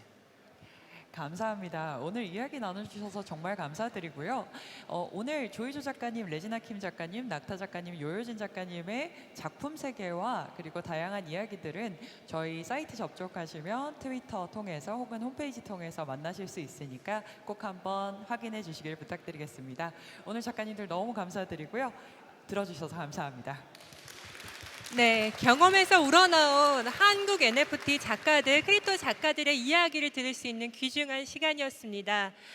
시장에 거품이 끼었을 때는 실은 누가 좋은 진정한 작가이고 꾸준히 작품을 이어갈 것인지 분간하는 게 오히려 쉽지가 않습니다. 크립토 아트 씬에서는 더욱 그러하고요. 이 네 분 작가님들의 이름을 그러한 이유에서 신뢰할 수 있는 작가로 또 기억해 주셨으면 좋겠고요. 그 다음 순서는 블라인드 토크입니다. 크립토 아트 서울에서 준비한 영상으로 만나보는 그런 토크 세션인데요. 누구인지 그 얼굴이 드러나진 않습니다. 첫 번째 블라인드 토크의 주인공은요.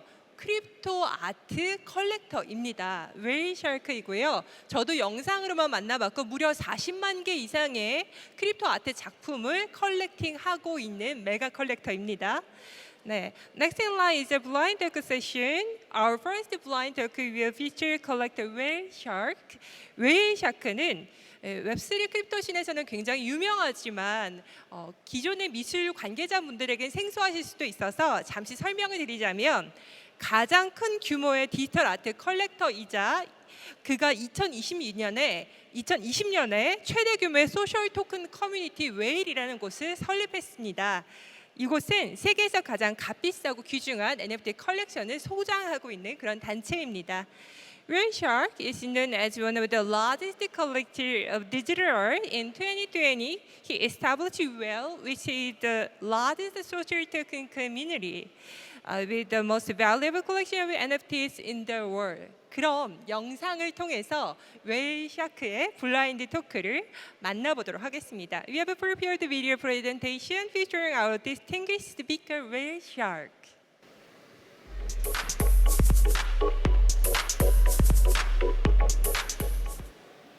Hello to all listening in the audience of Crypto Art Seoul 2023. My sincere thanks to the organizers for allowing me to speak with all of you today. I go by the pseudonym WhaleShark, and I am known as one of the largest collectors of digital art, or for simplicity's sake, crypto art, in the world today. My journey as a crypto art collector started in 2019, and since then, I've had the privilege to collect over 3,000 artworks from over 200 digital artists and photographers across the world. Prior to being involved in NFTs, I had never had the pleasure of being a part of the art community.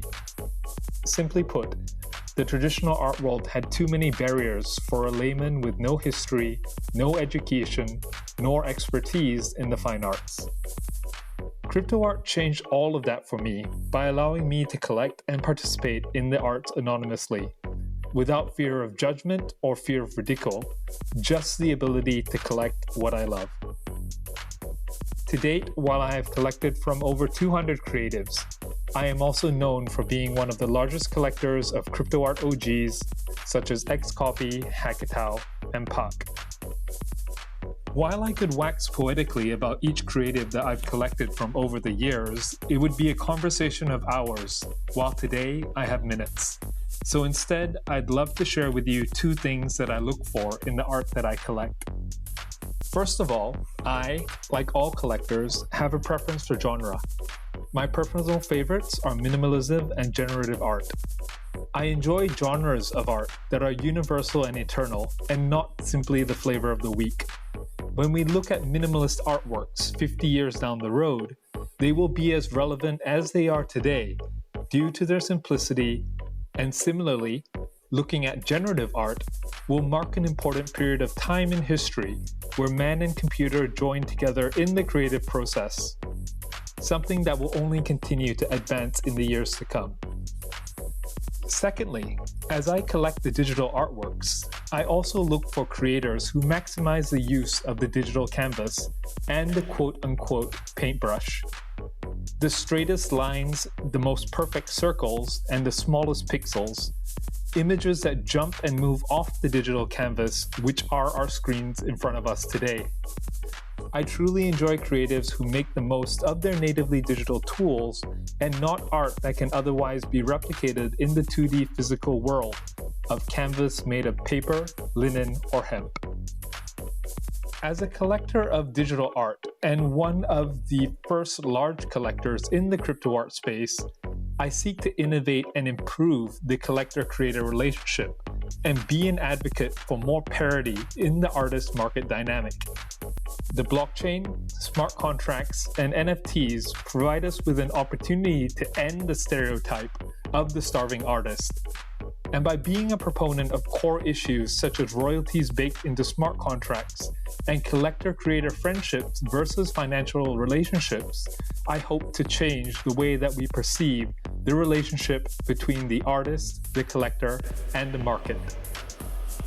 At the end of the day, all of us who are interested in the arts have been given a gift via the creation of the blockchain. All of us, regardless of our economic status or where we live in the world, have an opportunity to be a world-renowned collector or a highly successful commercial creative. We also have the opportunity to improve the inequalities and lack of transparency that have plagued the traditional art world. Even more so than an opportunity, I believe it truly is a responsibility for all participants in this Web3 art space to ask for more, to ask for better, to be better. I want to thank everyone for their time today, and here's wishing all of you a wonderful Crypto Art Seoul 2023.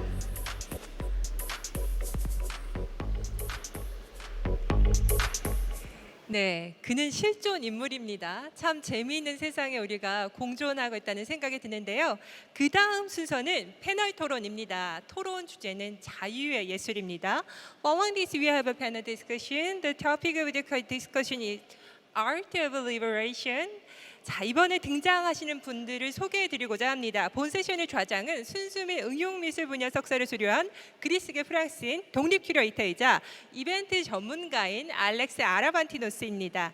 아티스트 유유, 폴린 파이에프, 폴리곤 1993이 토론에 참여합니다. Alex Aravantinos, an independent curator and event specialist with a master's degree in fine and applied arts, will moderate this session. Joining the session are artist YuYu, Pauline Faieff, and Polygon 1993. 모두 큰 박수로 맞이해 주시기 바랍니다. Let us invite them with a big round of applause. Hello everyone, thank you so much for being here. My name is Alex, I'm a curator, I'm an occasional writer, and most importantly, I'm an enthusiast about digital art. And I'm joined here today by three trailblazing artists, YuYu, Pauline Faieff, and Polygon 1993. Guys, would you take a few minutes to introduce yourself to our audience, YuYu? Yes, of course. Hello, everybody. My name is YuYu, and I'm a digital collage artist and photographer. My work is kind of a juxtaposition between classic painting and contemporary photography. So my practice is mostly I want to use my body as a self-portrait, my body as a vessel to carry the story and the emotion I want to share with the audience. And I really want to use this method to kind of change the topic, change the original story of the classic materials, and bring the more contemporary topic. For example, like representation, Asian representation or queer representation into the topic, and break the stigma attached to the nudity. So that's more or less about me. Sorry, I'm a little bit nervous. Please bear with me. So next is Pauline. It's just between us. You can relax. Thank you. Pauline. Hi everyone, so I'm Pauline. I would describe myself never a model nor a photographer. I'm a passionate artist. I create for my body. I create, I would say, femininity, mixing sensuality, nudity, and poetry. My art is an echo of freedom. My art is therapy. To be more self-confident, to love myself more. And so I visualize an idea and I create self-portraits, but also in collaboration with artists. So this is me. Polygon, you're the last one. 안녕하세요. I'm Polygon 1993. I'm a French visual artist and film director from Paris. I'm specialized in glitch art, which is the art of happy accidents, I would say. I mainly work with analog gear, such as CRT TVs, video synthesizers, and transistors. So I'm making portraits out of my TVs, basically, and creating alteration in the signal to create distortions and all kind of like happy accidents and colorful portraits. And yeah. Amazing. So, myself. Today we're discussing liberation. So we're going straight into the deep. And I want to start with Polygon and ask you, how does your work function as a tool for you to liberate either yourself or feel like the art liberates as a concept? I feel like it's freeing, like creating work, creating portraits, playing with like all the gear I have on my hands, like physical gear. It's freeing myself, and it's a necessity actually. I need to do that to be fully myself. It's not, I'm not thinking of doing things actually. It's natural to do that. It's like when you're hungry or eating something, you know, to calm this. And it's pretty much the same with art. I need to create art to be fully myself. And I want to, there's some things I can't say with words, but I can do it with portraits actually. And I think this is like the most important way of who I am as an artist and as a human being too. Being able to express myself through these cathode ray tubes, all these portraits with the lines.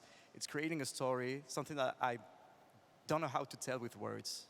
And in a way, that's how I'm freeing myself with this, and it's liberating. I love that, and I think it's inherent in art to, it's a very personal process. And both of you know that very well because you're using yourselves in your art. So Pauline, how does putting yourself in it and putting yourself in the front of your artwork, how does it make you feel? How does it liberate you?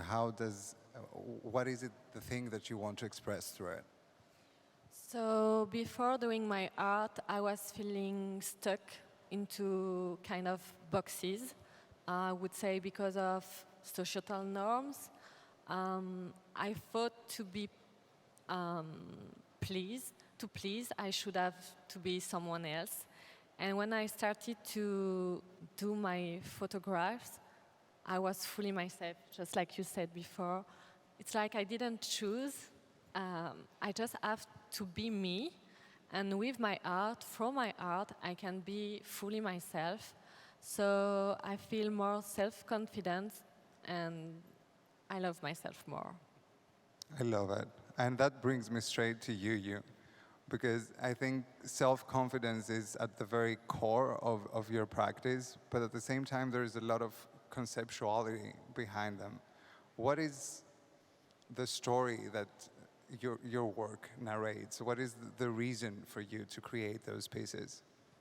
Because a little background about me, I'm originally from Taiwan, and 10 years ago I moved to Germany. I started experimenting to collaborate with photographer, but I still find the Asian face is lacking of representation in the whole Western society, especially throughout history in art. So I think, so that's how give me the idea is that if I can put myself, my face, into those classic painting to bring out the story and the discussion, it kind of like a middle finger in a polite way to the classic painting material. So it kind of started from a protest. And eventually I noticed if I can attract the attention to the audience, from the audience, I can start a conversation. So I start to be brave to put myself in there. And as you can see, I'm not a very confident people. And I don't feel comfortable talking in public. But I think through art, I can kind of unlock a part of me and be brave to be the one that I want to present, like in the work that I'm presenting now. Yeah. I love it. I love it. I want to ask actually all three of you, what does it mean exactly to be liberated? Whether through your art or personally as a process of creating art. I'm assuming there is some sort of liberation that you feel. And then this liberation also translates to the work itself. How do you define liberation? Should I Pauline? start? Okay, so for me, liberation, it's not wearing a mask anymore. Being truly myself. I mean, we always feel like we have to be someone else. And with my art, okay, this is nude art, so I can wear anything and I'm just me. I can't pretend anymore. And that's why I love doing it. That's why I feel it's truly aligned with myself. I can't pretend anymore. I would say with social media and life, I wasn't fully myself before. That's why. Anyone want to add something on the liberation context? I think, like, to me, being liberated is two words. It's do and be. So you can be yourself, especially in this space in Web3. We are given all a new chance, actually, a fresh start to do whatever we want to do, whatever we want to be. And I think it's important to seize this occasion when it's happening. And we've seen a lot of artists thrive through it and become different because of it, in this approach they had on Web3, and not censor themselves, which is that censorship would be the worst thing happening ever on art. Like, it will bring me right to the next point, because I think a big part of liberation is also connected to Web3. And how does Web3 provide new opportunities, new means for this liberation to take place, whether artistically on the terms of the creation, but also in how you communicate your work? So how do you utilize Web3, and where do you find the power in Web3 for what you're doing? YuYu? I think because in the Web3 world, we're connecting. There's no boundary. We're connecting worldwide. So you can meet so many people, start to understand what you are trying to express yourself. And for me, that's kind of a liberation, because when I join the space, I don't know where my place is, because I'm doing male nudity, and I don't know how people will accept me. And eventually, I can find who is believing me, and from them, I can get more opportunity to, like, encourage myself to do better and be louder. So I think that's one of the liberation and kind of push me going forward. So I think that's a beautiful part of Web3. Pauline, I see you agree with YuYu, but I really want to hear your point as well. Yeah, every world. Yeah, exactly. I started with Web2 on Instagram, and I was most of the time censored. I felt misunderstood. It was terrible because they decide for us what is art. They decide to sexualize bodies and to control us, I would say. So yes, with Web3 we are liberated because we can post whatever we want. But it's not just about what we can do, it's also about the audience, I would say. It's more responsive. We can share. I would say it's kind of an interactive art gallery, because everyone in the space, from artists to collectors to funders, they want to share their thoughts, their point of view. So at least we are able to share our art. That's what we cannot do on Web2, and that's why I love Web3. Just being able to speak about it. If you don't like it, it's fine, but just let me speak about it. You all three have a lot of experience with Web2. I mean, you build your brands primarily on Instagram before Web3. And what is the biggest difference that you think exists between Web2 and Web3? What is it that makes Web3 so special for an artist to be involved in it? Polygon? What happened with Web3 actually is that I get to work with myself and just for myself. I'm just making things I want to do, and I'm not like bound to a client work. I'm not bound to what they want me to do, and I think it's very important. And it reassures me in a way that I mean something for some people that get to know me actually through my work, which is very important actually, because you're not fully aware of that unless you actually sell a piece of your art, you know, in a gallery or in Web3 as NFTs. And I think that's the biggest shift compared to Web2, is that working for myself and learning how to appreciate working just for me and doing things I want to do. That would be like. It comes with a challenge also, I'm assuming. Obviously. Because working for yourself, you have to make sure that you're doing every part of this entire process. And I want to ask actually all of you that part of liberating yourself creatively, it might also mean that you remove a lot of assistants like galleries or people who were around to basically help you do your things. But at the same time, it comes with a positive that you can build personal relationships with your collectors, et cetera, et cetera. Is these challenges that Web3 brings for you are better than what Web2 was offering? I think it's different actually, because I'm only speak for myself, but I have like food on the two sides. Like I'm making a living through Web2, and I have also a different pool of collectors on Web3. So I would say it's 50-50 at some point.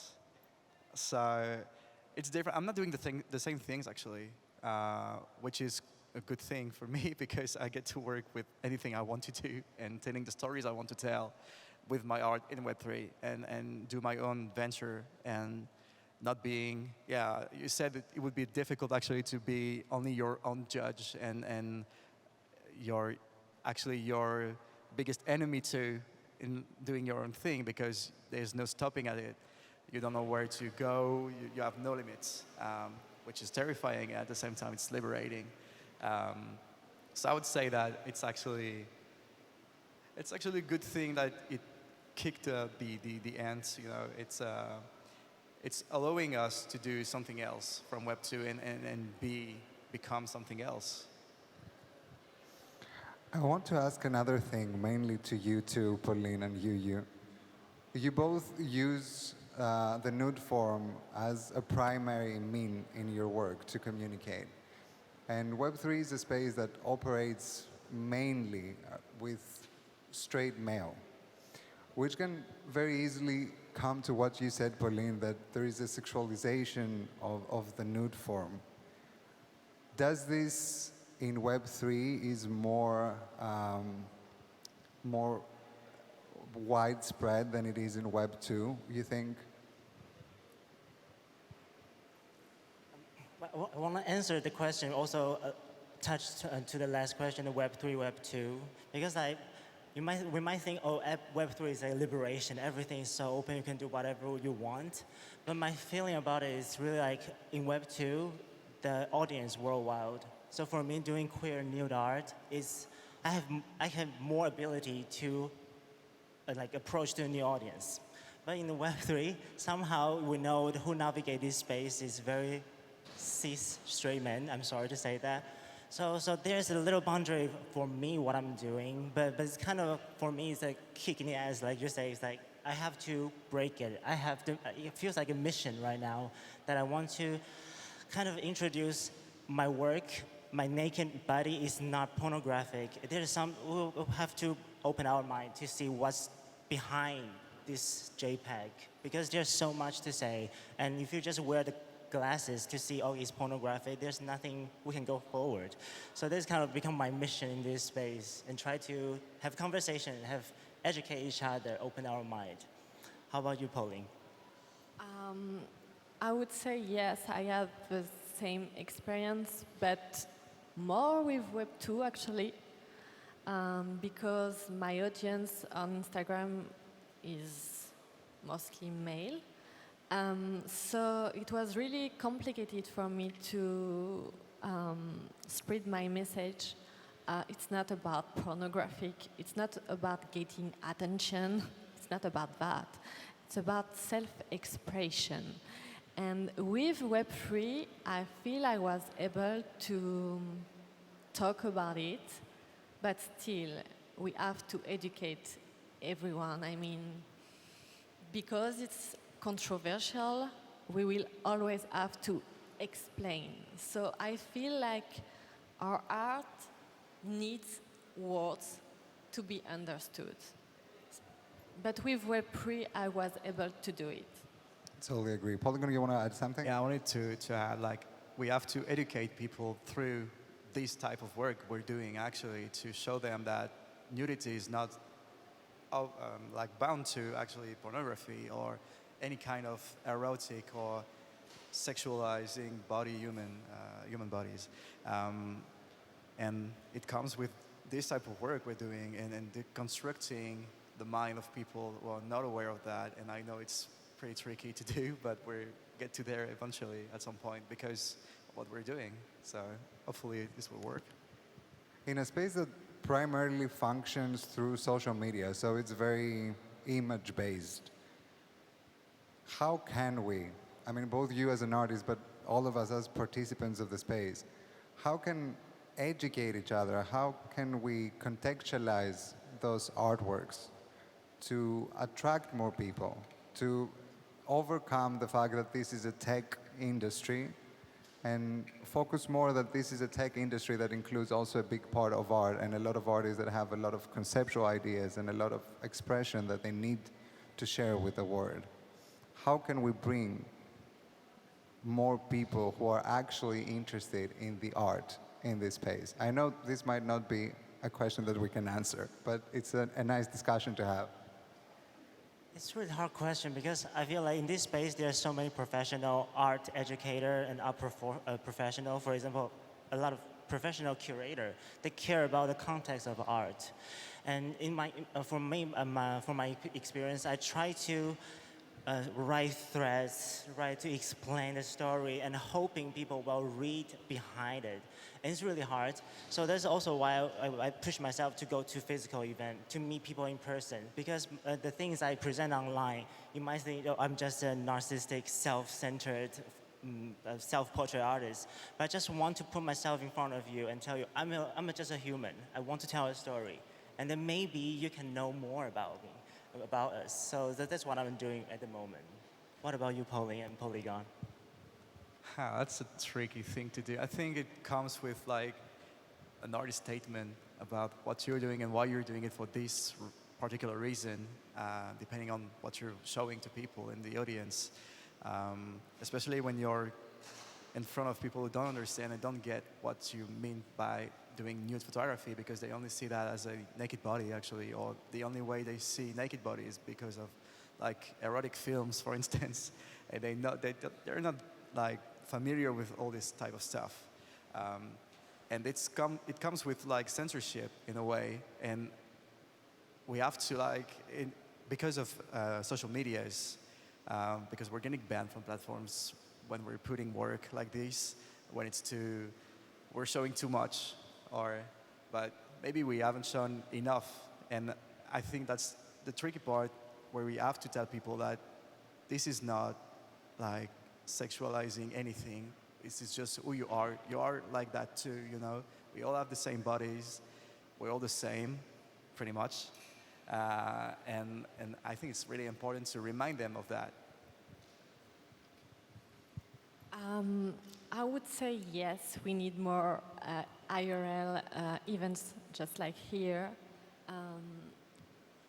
I would say what we need is to be able to speak about it, because we are not able to do it on social media, even on media. I mean, if we think about nude, we think porn, we think erotic, and people don't know what is really are. So what we need is to be able, yes, to express ourselves. That's what I'm... You're all three part of a growing, I want to believe, movement of crypto art. And crypto art is just a vague term. I mean, it's not, the artists that are part of it are not necessarily artists who share the same ideas or the same practice, but we are all in the same, under the same bubble of crypto art. And I'm really curious, as an artist, what do you consider to be the most challenging aspect of crypto art? Sure, I go first. I think the biggest challenge is that the space is still so young, so small, and it's really hard to push to the new audience, to explain people, oh, we navigate in this crypto space, and how to, for example, we discuss in private, like mass adoption, to introduce the normie that, oh, crypto art and cryptocurrency can be a great ecosystem for creative people like us. So this is the biggest challenge. So that's also why every time there's an art fair, we crypto people, we go there and show them there's art exists in the crypto ecosystem. So I think that's where we're trying to push the best. What about you guys? I would say challenging traditional art also, because people think crypto art, it's not art most of the time, but I mean I do photographs, so photographs it's art.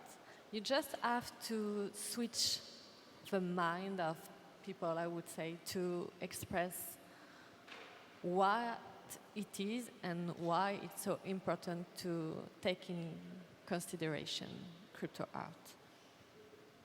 Yeah, I think I'll say whatever you said. Actually, it's challenging in the way that we have to make people understand that we're doing art through this new medium that is the crypto and NFTs and on-chain art now, because that's how we say it now.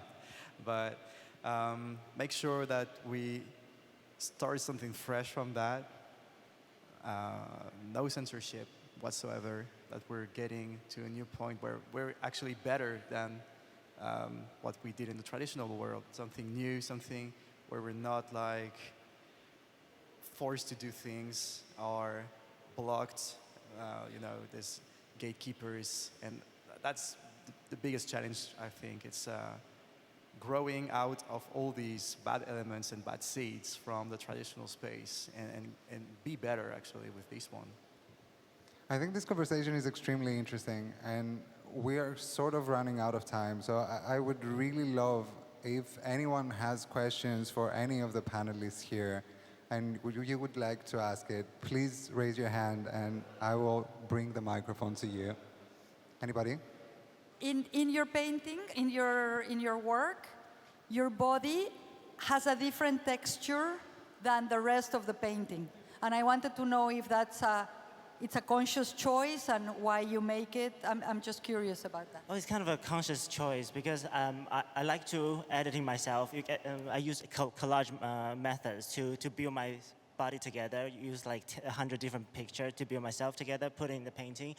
And I try to make it as realistic as possible, but I also don't want to look exactly like a painting because I'm the person to invade in the Western history culture, and I want to this taste still inside it. Yes, so I hope I answered your question. Thank you.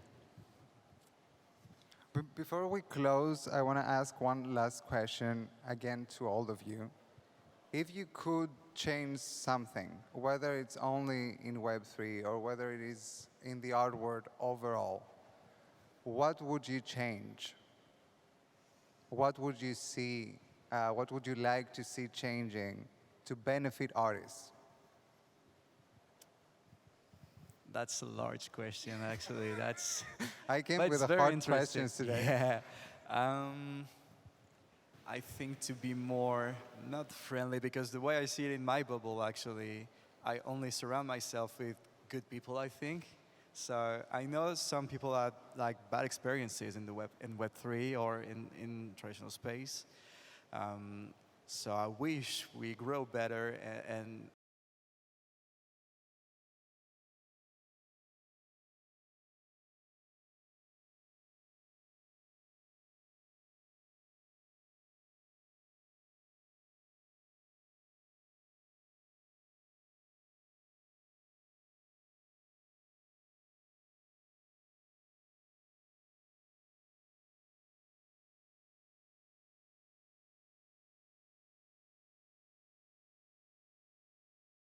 I just want something to involve.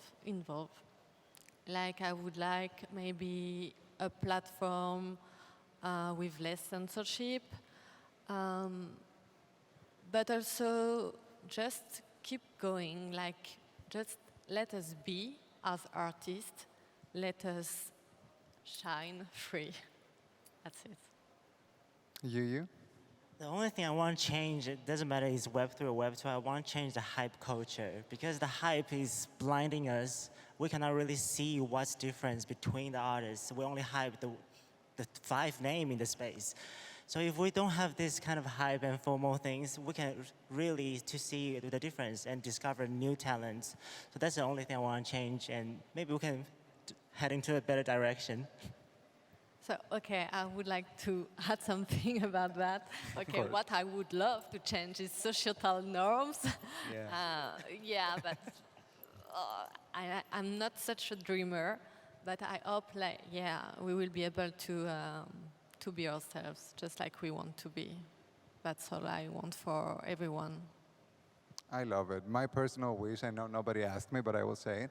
Yes, take the stage. Is to give more space for artists. And I think those kind of conversations and those discussions where you bring the artists on stage with their art on the background and you get this opportunity to discuss your points and to discuss what you need as creators to be more successful. I think that that's what I want to see from this space more, and luckily we see more and more events of this type. So a big thank you to the production and for everybody who invited those people. Thank you personally for being here with me and answering my questions. Thank you so much. Everybody. Thank you guys so much. Thank you. Let's give everyone a big round of applause. 네, 시간이 부족한 게 참 아쉽다는 마음이 들고요. 저희 바로 이어서 그 다음 세션을 이어가 보도록 하겠습니다. 다음 순서는 도대체 어떻게 섭외하셨을까요? 해카타오와의 대담입니다. 그리다 큐레이터님이 대담을 진행해 주실 거고요. 영상과 이 현장이 연결되어서 진행될 예정입니다. The upcoming session features a talk with the distinguished artist Hackatao. 해카타오는 크립토 씬에서는 굉장히 유명한 아티스트인데 조금 더 설명을 드리자면 혼자가 아니라 아티스트 듀오입니다. 그리고 크립토 아트 씬의 예술가이자 크립토 아트 무브먼트의 선구자, 개척자라는 평가를 받고 있고요. 저는 소더비 메타버스 플랫폼에서 해카타오의 작품들을 계속 지켜봤는데 오늘 현장에서 어떤 이야기를 나눌지 정말 기대가 됩니다. Hackatao is an artist duo experimenting with different technique in a unique style. As OG or the gangster artists, they are among the pioneers of crypto art movement. 자, 그러면 큰 박수로 그리다 작가님, 모더레이터님을 환영해 주시길 바랍니다. 네. Let us give a round of applause, Grida. Wow, it's me again. And hello everyone again. Hello. Let's start with the clapping. Let's welcome Hackatao. Attention please. Now we have only 15 minutes, and this 15 minutes will disappear in your life forever. So if you could just, attention for our conversation, which is really great with Hackatao, then they'll be really, really cool. Hello, Hackatao. Hello. Hello everyone. Yeah, you guys see us well? We don't see you. Okay. We see beautiful Queens+Kings avatar. Yeah. In the Web3 move. Sorry, excuse me. I think I don't hear the Sandy well. Do you think we can change some sound? It sounds like a little bit cloudy, if it's okay with you. Here we have three characters, and these are all Hackatao's series called Queens+Kings, and I would love to provide the better sound for you if it's okay with you. Could you speak something, Sandy? Then we can check the audio. Check. 1, 2, 3. Can you hear us? Yes. Yeah, it's cool. Okay. How are you, Hackatao? How are you? How do you feel today? Everything's fine. Thank you so much. So just a quick introduction. I'm Sandy. I'm Hackatao's manager. As Grida and lots of you know, Hackatao are very reserved, so they usually keep this anonymous style, but I will be the spokesperson. So I will reply to all the questions dedicated to Hackatao, and you can see us transform in our beautiful Queens+Kings collection. Okay, would you introduce yourself and the Hackatao as well to us? Yeah, sure. Hackatao are an artistic duo. They are among the pioneers in the cryptosphere, so they are OG artists. Since the early beginning in 2018, they were already on super rare, among the first. And they have a particular name. I know Grida is very in love with the name Hackatao. This name represents the duality of souls and the styles of these two artists merged together to create balance and bring order out of chaos. The combination of Hack and Tao. So Hack refers to the process of going under the skin and seeking what is beneath. And the Tao refers to the philosophy of yin and yang. There are the two parts of the world and many parties to the world. And Hackatao have a deep love for Asian culture and philosophy. So this Tao meaning is very important for them and is reflected in their art and as well in their name. And I am just the spokesperson and the manager. Thank you so much. For me, Hacker and Tao, plus also the Hackatao is combined with two duo called SNN. It's also the two different sides from the magnet. So I figured that Hackatao always cares about the two different values combining together and making a good balance. As you see, we see very detailed black and white drawings plus very simple, colorful character together. It's also, we can see the two different values also making a different, sorry, I think I'm a little bit nervous, but anyway, making a new cool style. So thank you for your explanations. Now we see Hackatao's exhibition just over there, right? If you could explain about your exhibition for Crypto Art Seoul, that would be great. Sure. Hackatao is presenting two different projects at Crypto Art Seoul, both Hack of a Bear and Queens+Kings. Hack of a Bear is the destined meeting between Hackatao and Leonardo da Vinci, the great master. They share numerous similarities with Leonardo, including their utilization of diverse artistic techniques and a shared affinity for drawing. They also share common traits such as the dyslexia and an insatiable curiosity for nature and the sciences. In this particular piece, Hackatao engaged in a profound artistic conversation with the master Leonardo, reimagining his head of a bear artwork. Through the transformative power of AR, Hackatao breathed new life into this work, forging a visual connection that serves as an artistic umbilical cord between past and present. And it was first shown during the Christie's auction in London in July 2021. So it's a really impressive and immersive artwork. So please also to hear the sound, because there is headphone as well. So please be immersed into this experience.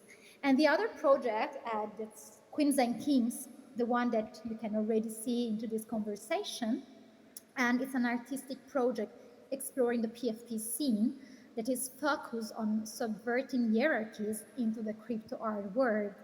And maybe we can say something more on that. Yeah, after this talk, if you could go check out their exhibition, then that could be really nice. And then the second question is, Hackatao has many available, amazing artworks, and Hackatao is one of the first crypto art minter from Super Rare. They have amazing one-of-one series, and plus the memorable series called Queens+Kings. Actually, we used to call Kings and Queens, but Hackatao is Queens and Kings. So if you could explain more about Queens and Kings series and then their role in the Web3 scene, that would be great. Sure, thank you, Grida. Well, Queens and Kings is a unique in many different ways. First of all, the collectors are co-creators in the artistic process, as they have the ability to interchange traits and create their own unique royal. This process is also referred to as hacking, and what I can do is also to share with you the OpenSea link to the collection, so you can see a bit the amazing creatures that have been combined by our collectors that are our community. So it's a huge subversion of the traditional roles in the art scene, also in the Web3 scene, because usually the collector buys the artwork. But here, what Hackatao wants is that the collector is involved in the creative process and can also create and recreate the artwork that he is buying. So, and another plus is that the collectors are also involved in the discussion with Hackatao about the project and where to take it forward, continuous sort of brainstorming between artists and collectors to become altogether a community of creators. As the title of this conference today says, we fight tyranny, one Queens and Kings at a time, because we are all Queens and Kings. Well, as said, Queens and Kings are built up of completely interchangeable traits, each of which is hand-drawn by Hackatao with immense attention to the detail and the care being put on all of them. So as we can come back to the normal presentation, and as you can see here, we are 3 Queens and Kings. And the background of this call is the Hackatao tropical texture, and it's composed by a lot of research with symbols, words, expression. This texture is a really rich texture, and it's the typical and unique Hackatao style. Well, when people say that PFP projects are dead, what we can answer is that this is absolutely not just a PFP project, but it's an artistic project. And it continues to evolve and to grow as there are always new functions and tools being introduced to the Queens and Kings kingdom. For example, just few information, there is the tool referred to as freezing, which allows collectors to gain commercial rights over their avatar. And this is a big opportunity for sovereigns to explore other worlds freely.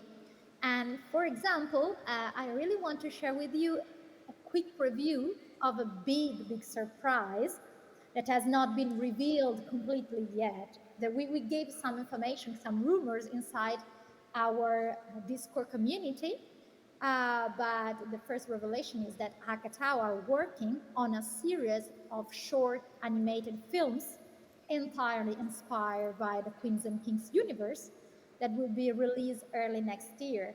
So this project is growing and also moving into another world with the artistic touch of Queens and Kings, but in the short animated films.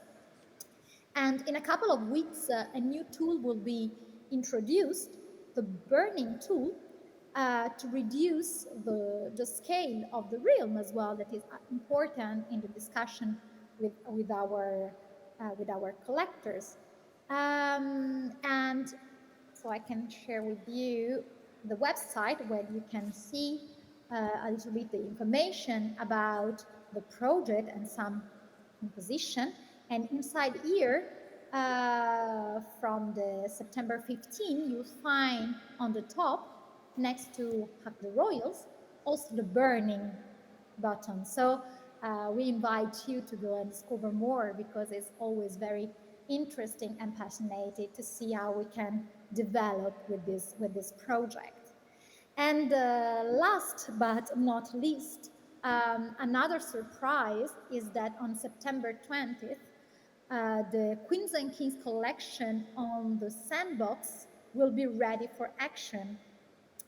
So for all the sovereigns that froze their avatar last spring when we announced it during NFT Paris, we have worked, the sandbox team has worked with Hackatao a lot to create a Queens and Kings collection in the sandbox.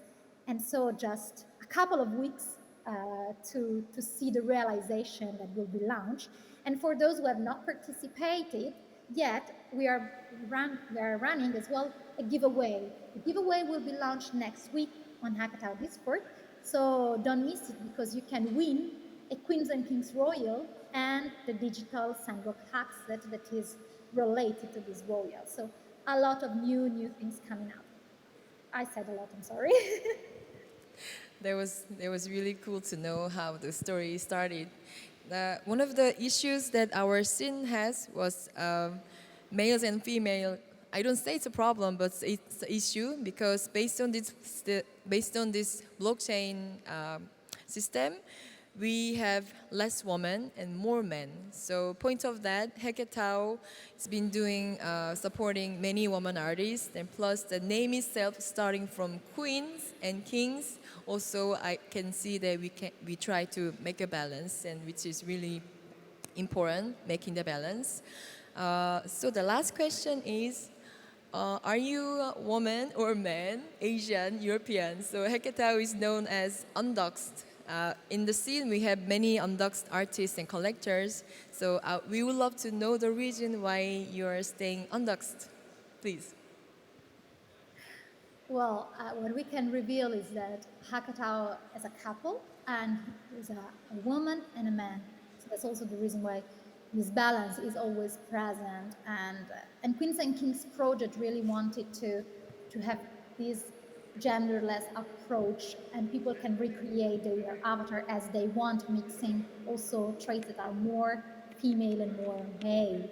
Well, S and N are a man and a woman, but as told before, they are very reserved.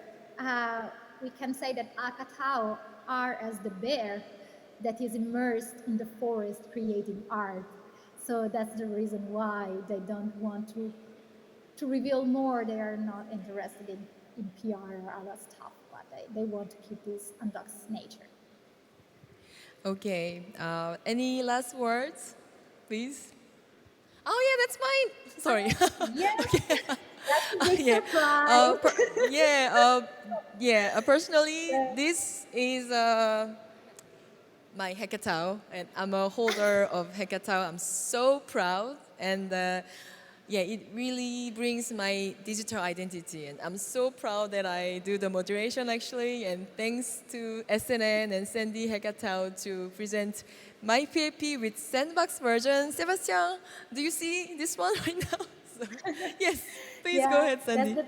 That's the really new preview we just have received just a few minutes before launching this conference, and this is the banner that we will use to launch the giveaway that I mentioned. So next week you can also participate all to this beautiful giveaway. And this is a little bit how the Queens and Kings collection looks like in the sandbox, and we are very happy to share with the sandbox team this collaboration. We have worked a lot with them in the last years, so we are very happy also that Sebastien is there and the sandbox team is there. Big hug to everyone. We really would love to be there with you physically, but we are here with our Queens and Kings collection, sharing this preview, and it's a bit of our surprise for Grida. To thanks for this moderation today. Thank you so much. Thank you, Sandy. Thank you, SNN. And please, our attendees, friends, view the Hackatao exhibition and follow Hackatao. And let's keep watching our Hackatao. Thank you so much. Thank you. It was Grida. And it was me.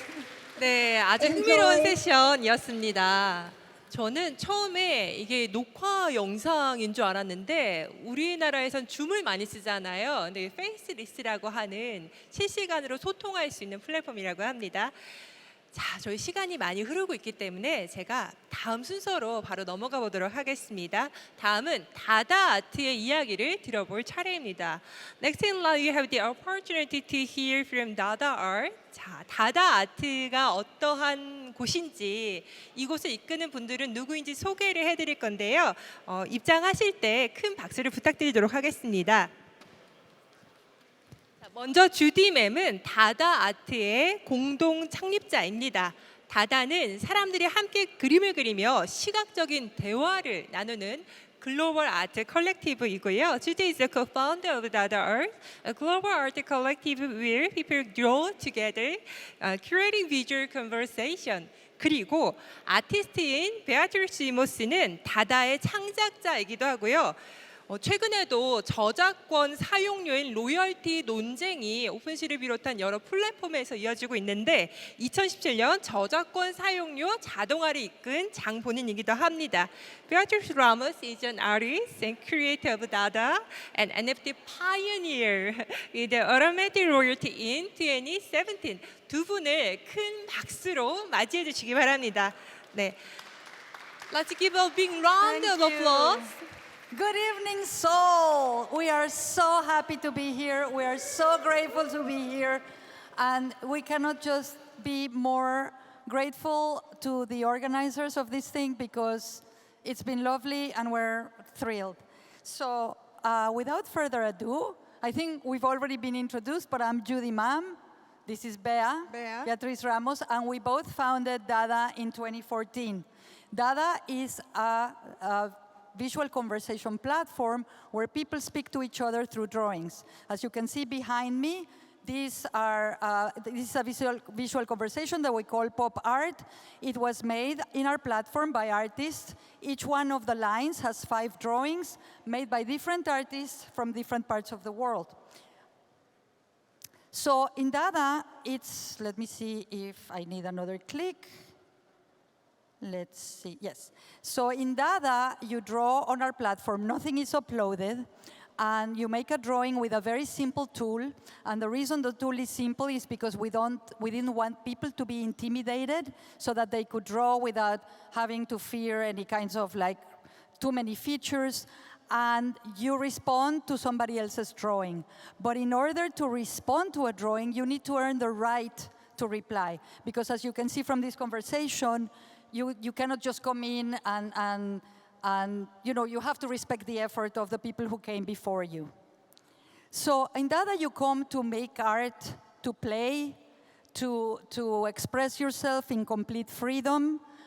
Artists around the world draw together, and we have artists from everywhere. There's no expectation to make any money. There's no shilling. There's no having to produce. There's no selling. There's no buying. It's like a giant canvas where people make art. And as you can see, it's kind of like a giant music jam because whoever starts the first conversation, like this one was like self-portraits, the next person follows in the same theme, and it creates a work of art by everyone. So Bea, who is an artist and who is the person who had the idea of DADA, knew that art has all this intrinsic value and all this amazing emotional, psychological, artistic, cultural value. But it also has a financial value. And we were trying to think, well, how can we capture this financial value, this monetary value for our community? How do we honor the abundance of the value in DADA? How do we capture the value and also distribute it in the community, also without kind of risking the integrity of the platform, of the artists, and of the community? And so in 2017, we started learning about the blockchain. We learned about the rare pepes and the CryptoPunks, which were at the time very influential and still today projects that were creating art on the blockchain, what at the time we called rare art. And when we saw this, we understood what the blockchain could do for DADA. What the blockchain could do was to allow us to capture the value for the community and to distribute it. And to also, what was important to us is to also create a decentralized system of governance. So in 2017, October of 2017, we took the CryptoPunks contract, we adapted it, and we created our own decentralized autonomous art marketplace, which was separated from the drawing platform. And it was done with the Crips and Weirdos collection. You're going to see, this is what the marketplace looked like. It was a curated collection of 108 drawings made by 30 artists. It was a collection of 16,600, an edition of 16,600, and it was influenced by the dank aesthetic of the Rare Pepes and also by the CryptoPunks, their autonomous marketplace. So here you can see actually the prices were, you know, it says like the cheap ones were like $16, but actually at the very beginning they were like $5. And that was our marketplace. So in January of 2018, we were invited to participate, and we helped organize the first Rare Art Festival, which happened in New York, and was an event that crystallized the crypto art community. And from then, we continued innovating both artistically, technologically, and economically. And we became a very complex ecosystem where it's not only about artists, it doesn't only include artists, but we have economists, we have technologists, we have an ethnographer, we have writers, we have collectors, we have artists, and we have friends. Our first innovation was actually the drawing platform. Let me see, yes. Because the drawing platform, you know, there are other maybe games where you can draw together with other people. But the innovation of DADA is in the conversation, that you are responding to art with art, and that you are creating, it can be a narrative or it can be a sequence, but you are working together, having a dialogue through art. And what that does, it creates a series of emotions and of connection between the artists that I cannot understate how powerful that is. We actually call that the DADA effect. Validation, a sense of belonging, creativity, community. The second important innovation is that we were the first to code royalties into smart contracts for artists, the first ever to do this for artists in this collection of the Crips and Weirdos. And at the time, what we did was, in the first, you know, royalties would be automatic. For the first sales, artists got 70%, and DADA got 30%. The DADA fund for the community got 30%. And in secondary sales, we had a 30% royalty for the artists, 60% for the collectors, and 10% for the DADA fund. But way in the day where no one was even thinking about royalties. And you can see, so these are some of the Crips and Weirdos. Then we did a really interesting collaboration with kitty hats. I don't know if any of you remember, but in 2018, the crypto kitties were all the rage. And people were collecting crypto kitties. So the kitty hats people who did accessories for the kitties said, well, why can't the cats collect art? So they created this very interesting token where you could have a layer token of 3 images of 3 different projects, crypto kitties, kitty hats, and DADA. And it was all in one NFT, and the cats actually were owners of the art. Let's see what else. Then we did this other amazing experiment called Sight Unseen at the Radical Exchange conference in where was it? Not Cleveland, in Detroit. They did the first time of a channel auction. A channel auction is a combination English auction and Dutch auction, which is less speculative. And for this auction, we created a drawing performance right there, and people were bidding as the art was being created. So they didn't know what they were bidding on. You can see I was the auctioneer, and this was the end result. And the people who won the auction pulled together to own the art together. Let me see what's coming. Then in 2019, we were invited by Mogda and Serena Tabaki to perform at the Tate Gallery in London. We had another live drawing performance. We had artists from DADA drawing in the museum. We had artists from DADA from all over the world being live streamed and drawing a conversation also at the museum. And we had people in the museum drawing on DADA. So it was a really amazing event. And that was the first time that we introduced DADA.art. DADA.art was created in 2019 as a collaboration with roboticist Alex Reben. We wanted to explore what it meant to be an automated artist. We want to create a bot that could draw from the collection of 115,000 drawings that we had in DADA at the time. So using a style gun, which is now an obsolete technology, we created this robot called DADA.art, who creates drawings based on Dada drawings. And DADA.art is now on its way to become a fully automated artist, a fully automated AR artist. It has its own Twitter, it has its own marketplace, it has a new piece that you can see in the elevator in the Super Chief show of hands, and it's going to become an automated artist all by itself. It has a better resume than mine. Yeah, it has a better resume than many of the artists.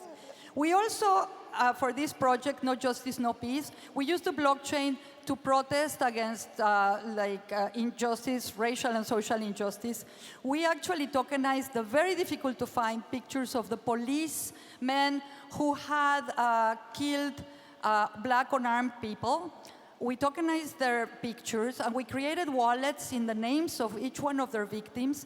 And what we did is that we destroyed the key phrases to all those wallets. So these pictures are indelibly put in the blockchain, and no one can ever alter them.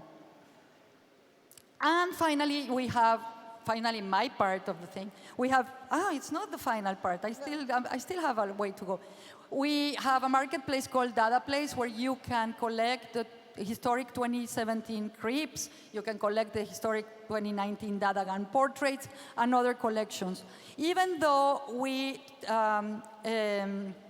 did royalties back in the day, we do not enforce them anymore, and the reason why we don't do it is because we believe that in a very speculative market, royalties don't really ever reach the majority of artists. They only are good for the artists that make the most money. So now all of the funds that come in from sales of our collections go to the Dada Fund, and they are distributed in the community. And as you can see, Dada is far more than just a drawing platform. As I said, it's an ecosystem, but it's also a group of artists. And every time we have an opportunity, we get together. It's called the Dada Collective. We get together around the world, and we create exhibitions, we create installations, we create immersive works. We have been in Valparaiso, Prague, London, New York, Barcelona, Zurich, and hopefully one day we'll be here as well. Last year, we organized the first historic NFT festival in Barcelona, because we feel it's really important for people to know the history of NFTs. You don't know where NFTs are going to be if you don't know where they come from.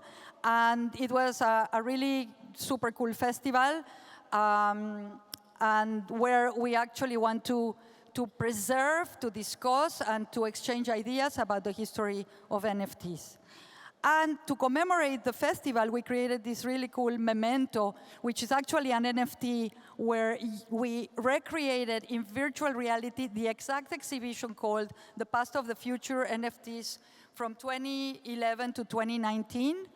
And this is when you get the NFT, you actually see the exhibition exactly in the way it was presented in Barcelona. And that's actually the opening party, so that's where you see people dancing and stuff in the exhibition.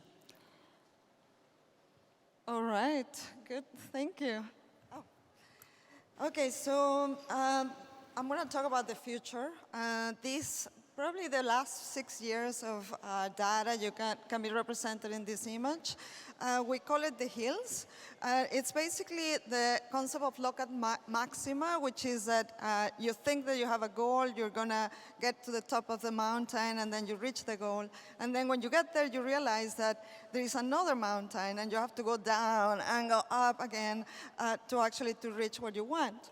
So early on, we realized that the NFT market was just a replica of the traditional art market.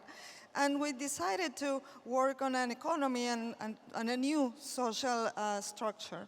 So the second hill, the first hill, which is the crypto art market, is a system that is optimized for money, is a star system in which only few people reap most of the rewards.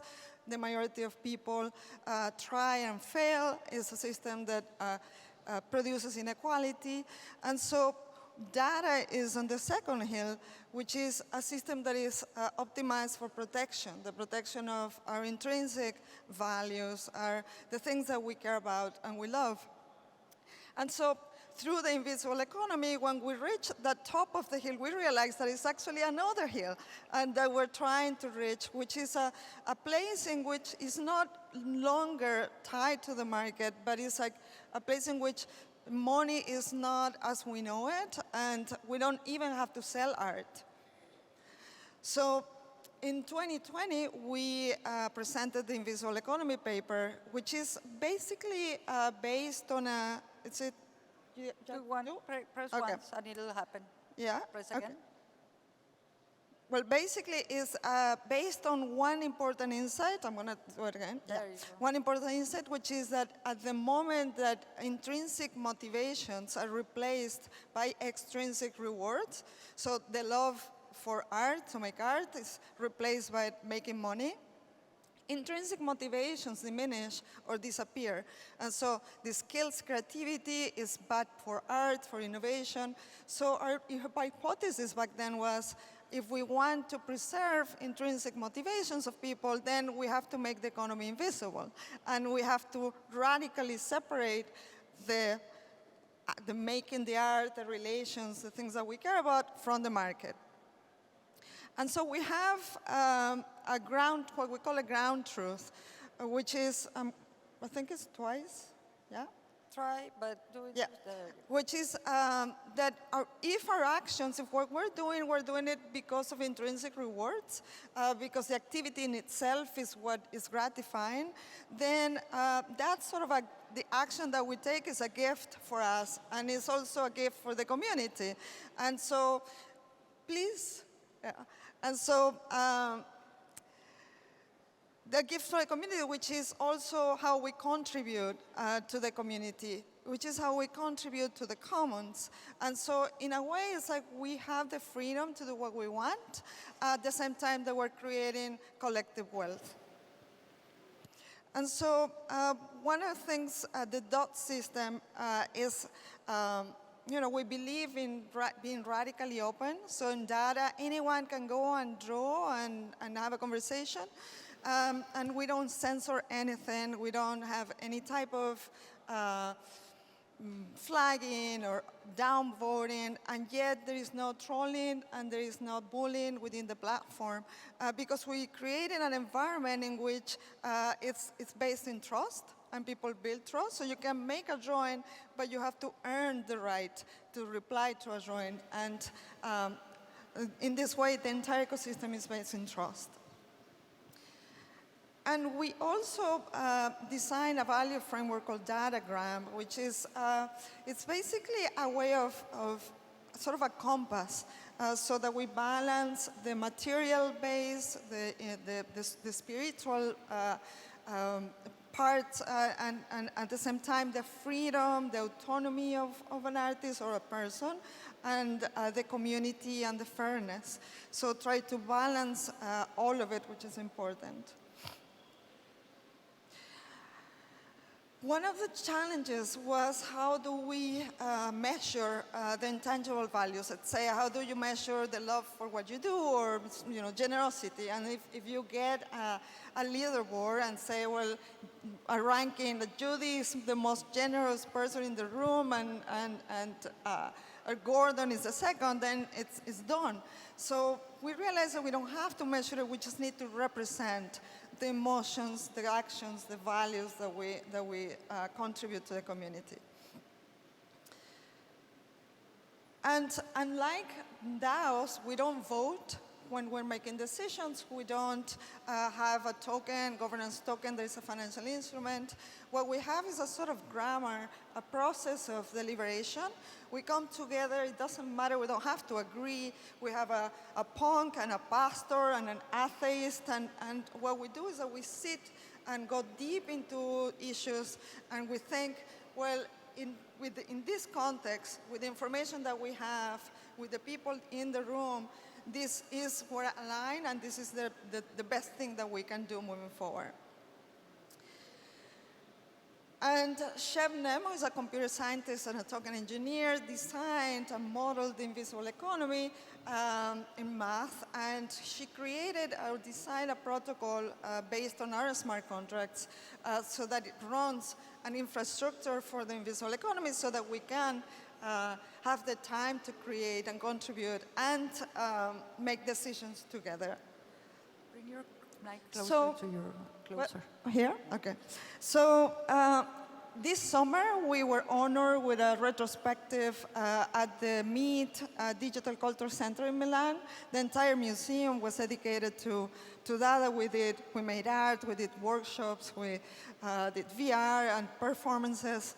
And it was interesting to look back at everything we've done, especially moving forward. We're going to be 10 years next year, and we're going to celebrate those 10 years. I think we start here in Korea, actually, at the Uncommon Gallery. And as we celebrate these 10 years, and we keep moving to that third hill, we are going into creating a system that is no longer tied to the market, no longer where you have to work so hard to make money so that you're free and happy, but instead a system in which you're free and happy because you can do the things that you love, and because all your talent, your energy, your passion is going into a thing that you believe in, that we're doing it on our own terms and with people we love and respect. And so I invite, if you like what we're doing, I invite all of you to join and help us build this future. And thank you so much. Último slide. What a passionate presentation. Thank you, Beatriz and Judy ma'am. 우리 다음 순서로 바로 넘어가 봐야 할 것 같습니다. 드디어 마지막 순서입니다. 마지막 순서는 크립토 아트 서울이 야심차게 준비한 세션인데요. Undoxxed Fireside라고 하는 세션이에요. 이 세션은 Undoxxed가 본인의 정체성을 공개하지 않는이란 뜻이 있고요. Fireside 하면 난로가, 그곳에서 우리가 친근하게 편안하게 이야기를 나누는 분위기를 의미합니다. 그래서요. 탈을 쓰고 누구인지 공개하지 않은 상태에서 나눌 주제는 무엇이냐 하면, 그래서 대체 크립토 아트는 뭔데, 무엇이 크립토 아트인데에 대한 치열한 토론과 대담이 이어질 전망입니다. It is a hottest session of our conference where people share their genuine and raw opinion about the crypto art theme. The topic of the Undoxxed Fireside is what is crypto art and art. 다시 한번 박수로 누군지 모르지만 패널분들을 환영해 주시길 바랍니다. Let's give a round of applause to welcome our panelists and Sam to the stage. Thank you. So one of the ideas behind this panel was that we would put masks on people and make their voice unrecognizable. And the result would hopefully be that they would say very controversial things and whatever they're thinking because they're anonymous. Now, I'm not sure that they're fully anonymous because we can see their hair and other things. We can still say controversial things. Wait, say that again? We can still say controversial things. Yeah, but I'm hoping that even though we sort of know who they are, you can still get some controversy from them. So that's the goal here. The microphones are going to adjust their voices, but let's start out just with a quick, let's start on a positive note. Because we do work in an exciting industry. And I'm curious, one thing I've learned through interacting with people is everyone has different things about digital art and about NFTs that they're excited about. And I'm curious, in your roles and your work, what are the things that make you the most excited about this technology and about this movement? Making a lot of money. Making a lot of money, all right. Yeah, if you can flip something, it's interesting. Otherwise, I don't know. For me, it's just JPEG. Right. Yeah, what I love most are the PFPs. PFPs are the best. They're the most original thing that ever happened in life. Bored apes. Wow! What a beautiful project. So fucking cool. Not.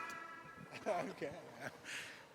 To be honest, I just love manipulating the market. You know, the narrative on this topic is so new. Nobody knows what we're talking about. At the end of the day, it's very easy to simplify and just dumb it down, and then anybody will buy the crypto artist, literally anything.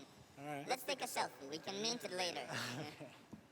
All right, so we got some caricatures at least of the things that are wrong with this industry, I'd say. I'm curious from your experiences. I think the past couple years, you know, if we were here 18 months ago, it'd be a very different conversation about the state of crypto art, kind of in the broader art space. Do you think that things just got too hot in the space and it got too bubbly, or do you think that there was something that was kind of fundamentally wrong that got exposed? What do you think's actually been driving a bit of the contraction we've seen over the past year? No one has any money anymore.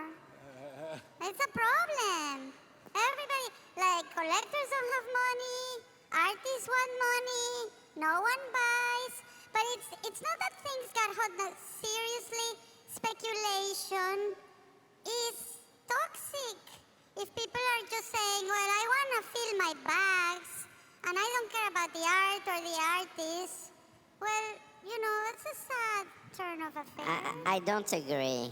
I know you don't. No, I think the question is interesting because, you know, you have a lot of people who's been in the space a long time ago. And for example, you know, it's true that when you are collecting art, you know, whatever we say, it's an investment. You know, it could be, you know, you have value, and this is all the point, you know, with NFTs also, is to give the ability to potentially create a market. So, you know, instead of speculation, you just have, I would say, short-term, middle-term, long-term investment. And I would say that what creates the market is the difference of interest, you know. Maybe, you know, you can have long-term investors because you have short-term and middle-term investors. And I'm not sure, you know, that, you know, do we really need a market without flippers, for example, or without traders? I'm not sure because they're bringing value in the space also. Yeah, I make a distinction between investors and collectors. Investors are people who speculate, who are just looking towards their end return. Collectors, I think, are a slightly different breed. It's different, but in a way, even collectors, you know, they want the things they are collecting to continue to not decrease at least, you know, and if they can increase, it's better. And so it's just a question of term. For example, you know, a lot of people, and it happened fast actually, you know, even, you know, for example, I was a collector. I'm anonymous, I can say that. I was a collector, and when I was buying things, you know, like, I don't know, CryptoPunks or like, you know, big artists, you know, the vision was art history. I say, oh, I have the chance to collect, you know, I am the contemporary from the new Basquiat or whatever. And so for $500, I can be part of it. It's a dream, you know. And so in 30 years, I will have the chance to have something, you know, that was part of history. Of course, like the value should grow. But when you have people who buy something and they flip it right the next day, that's not the same as being a collector who is thinking long term, because a collector also will help support the artist, will help the artist continue exploring, continue creating, and not just go like some collectors do in our space. You cannot do this much art, or you only can do this kind of thing. So that's the kind of thing that... I'd be curious what the other two participants think. Just he has a lot of things to say. What I wanted to ask basically is, We practically have a space that is a mix of very different people coming from very different backgrounds, and primarily it's crypto people. So the base fundamentally was built on speculation. And then you have those crypto experts suddenly becoming art experts. So in my opinion, there is a really large confusion that comes from this thing, because you have somebody who has zero understanding of art or any cultural knowledge, and then it moves the market. So Yeah, but at the beginning of the space, when these people were not there yet, what there was really a lot of interesting innovation, and the only collectors were artists, because there were no collectors. So the crypto bros came, yes, they came later, they come, they raid the place, then they leave, and then interesting things happen. Yeah, but on the other hand, you know, before crypto bros, as you say, you know, you didn't have so many artists who were able to get financial independence from that. It's kind of, I mean, it's an interesting idea. From my experience, though, I think speculators and collectors have been in the space for a long time, and I think you've had speculators both. I mean, during the bull market, there were speculators. You know, you had guys like Pranksy and others who, straight from the beginning, were buying CryptoPunks in the very beginning, and you had traders and you have collectors. But something about the past year, I'd say, has led to a bit of a contraction in the user base. Are there, from your experience with collectors, who are the collectors who you see currently sticking around? Do you actually see the collectors, the ones that we want in the space, continuing to be in the space, or do you see collectors starting to say, maybe this isn't for me?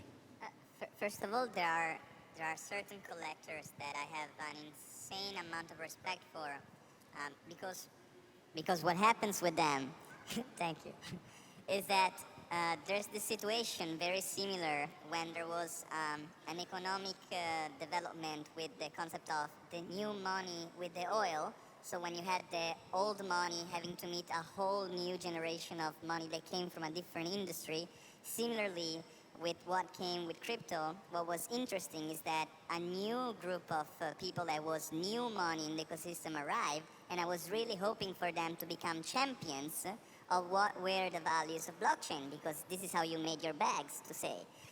So there are some collectors that I believe that truly represent the vision of what the blockchain was for and what is the potential of blockchain for art.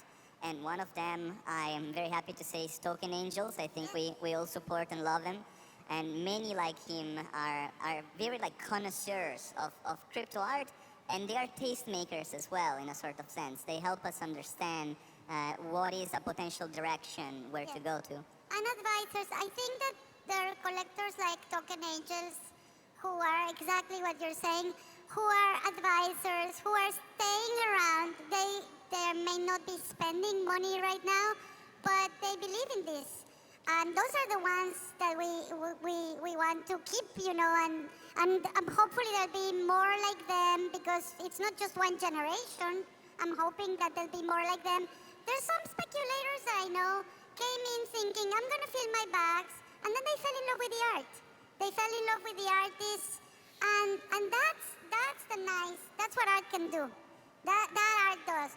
And I don't disagree that they should make money, because I agree with you that there should be a return on investment.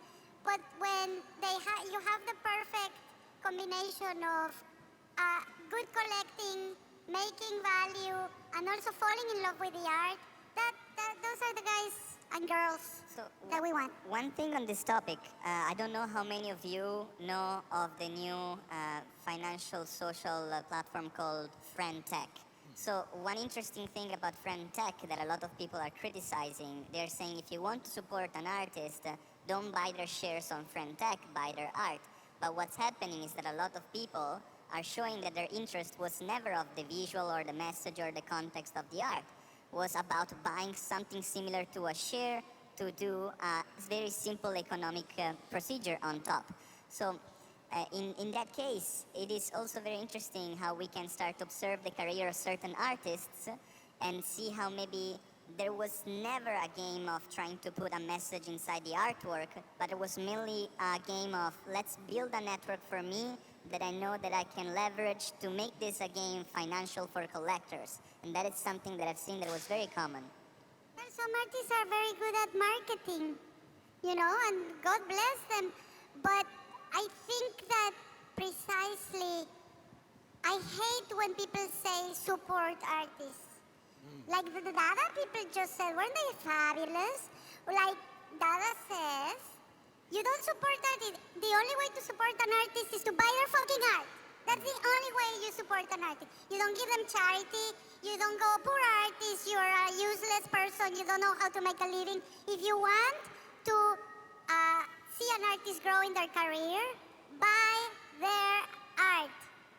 That's the formula, people. No, yeah, and to come back on your question and in a way agree with you, what we saw the last 12 months is a real, I would say, lack of maturity in the space. You know, we are cannibals. We love, or parasites, I would say, maybe. Parasites is better. Yeah, we are parasites. Or parasitic cannibals. Oh, yeah. When you Cannibal say, parasites. I almost feel like I should translate because I can hear how they sound without the voiceover, so I actually know what they're saying. But one thing he just said is the idea of that we struggle from a lack of maturity in the space. And I'm curious, what will a mature space look like? Like when you think of our space versus what the NFT space in its mature form looks like, what is that going to look like? No, because, you know, I believe that if you believe in the space, you want to be in a space, a sustainable mid-term or long-termly. But so far, you know, everything is about incentivizations. You have a new platform coming, you know, okay, Baby Blur is the best or worst example, but it started before, you know, with Luxrare and with Rarible and with other one, you know, and it's just one example with NFT's platform, but every project, you know, create rewards, bonuses, that is bringing, you know, that is just, you know, okay, it's my marketing plan, and I will, you know, give you some bonus if you do some actions. And so people are, it's not a real market. Everything is just artificial. And so, you know, it's just someone doing something until the next one will provide a new service. I don't say, you know, that I love OpenSea, for example. You know, they've been doing so many mistakes and they are continuing to do. But, you know, it was kind of a stability in a way. And, you know, you need to have stable people also in the space. So this is my point of view.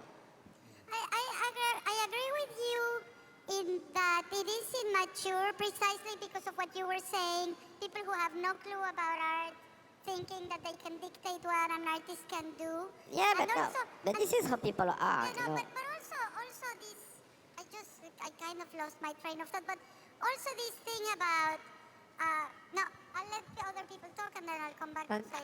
On the topic of how the NFT space would look mature, I think we have to start by the fact that the NFT space operates on Twitter. And Twitter is social media, and it will never really be mature as long as our primary place of communication, of sharing resources, of showing the works is social media. It's guided by an algorithm that values engagement, that people need to farm these engagements so you are more seen. So I think one of the main problems is that everything happens on a social media bubble operated by Elon Musk. And there is a lack of actual art resources. True, but like what would you suggest? Where could we meet? We are digital creatures. Everything is digital. NFTs are digital. So of course. it's true what you're saying, but what would be your suggestion? Social media are amazing. I'm not against them in any way, but I do think we need to open up our minds and open up the gates to the traditional art market and practices that have been established for hundreds of years. Because at the end of the day, artists create art, and art should be seen by as many people as possible. But the traditional art market is precisely the opposite of that. Not exactly. They try to keep art behind these gates of exclusivity, which actually NFTs, I have to say, you can see all the art. You can see the most expensive art. You can actually right-click save that art. You can right-click save the entire But also in the traditional art world, I mean, super cool. there is Google Arts. You can see and download literally every piece of art that has been created. One of the things that was just said was the idea that, and it was an interesting perspective. It was the idea that, and for NFTs to do well, we need to move so social media and Twitter are not the primary way that everyone talks about the art form. And there was a bit of back and forth on that. I guess one of the things I'm always interested in is understanding what makes artists successful in this space. I found that marketing ability, social media ability often is one of the absolute most important things, but you all interact with artists in different ways. I'm curious what you see as the characteristics of artists who are able to succeed in this very unique space. Why don't you go first? Yeah, hold on. Before getting into this conversation, what you said is success. I would like to discuss about what is the meter of success, what is the standard of success that we're talking about. So we could now talk about the standard of economic and attention success, which would be an absolutely interesting conversation, but I think that what realities like DADA that spoke before and other projects that are here are really focusing on is understanding what is another value parameter beyond the economic and attention one. For example, what about ecosystemic growth? What about something that has to do from moving the attention from the individual to the collective? What about social action? What if an artist is valued not because his work sold for $2 million, but because his work generated a group of people that then started a social action that changed a poor neighborhood, that changed the dynamic inside of their territory? Like, Yeah, but in a way, as I said, at the moment the artists need to eat. So making money in a way. And so, you know, if it's about financial independence, because I think also it's the topic, we need to be fine also with the fact that artists should, you know, live and have a good life, actually. I agree. But also, I think that what makes artists successful is a very simple formula. And it has nothing to do with talent. It has nothing to do with how hard they work. Because there's a million super talented, super hardworking artists that are not successful. Why is that? Maybe because they don't speak English. Maybe because they cannot reach this audience. Maybe because they don't have the best internet connection. Maybe because they're not like a white male that already has 500,000 meters of advantage over other people who may be more talented than them. So success, I agree with. Who are you? Don't know. I'm gonna say, but I didn't dox you. I agree with this anonymous person that the metric of success in our market is really only for a very, very, very, very few people. Like very few people. And you were telling me that even somebody who was so successful as Pac, now like people are upset with him because, you know, he doesn't sell that well. It's a very fickle market. But yeah, but at the end of the day, I believe into something in terms of success in this space. Of course, you need a lot of things, okay? Especially now, you need to be visible in any way.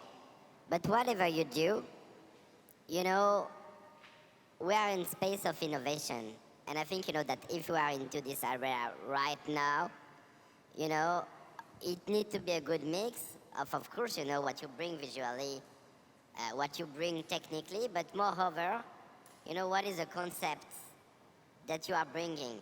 You know, if you are producing the top pop art of the 70s, you may find some people, but you know, the space is more looking for innovation, I would say. Something that has not been done. Something that plays maybe with some on-chain mechanism. Something that maybe includes some gamification, like we saw, with Sam Spratt, for example, last week.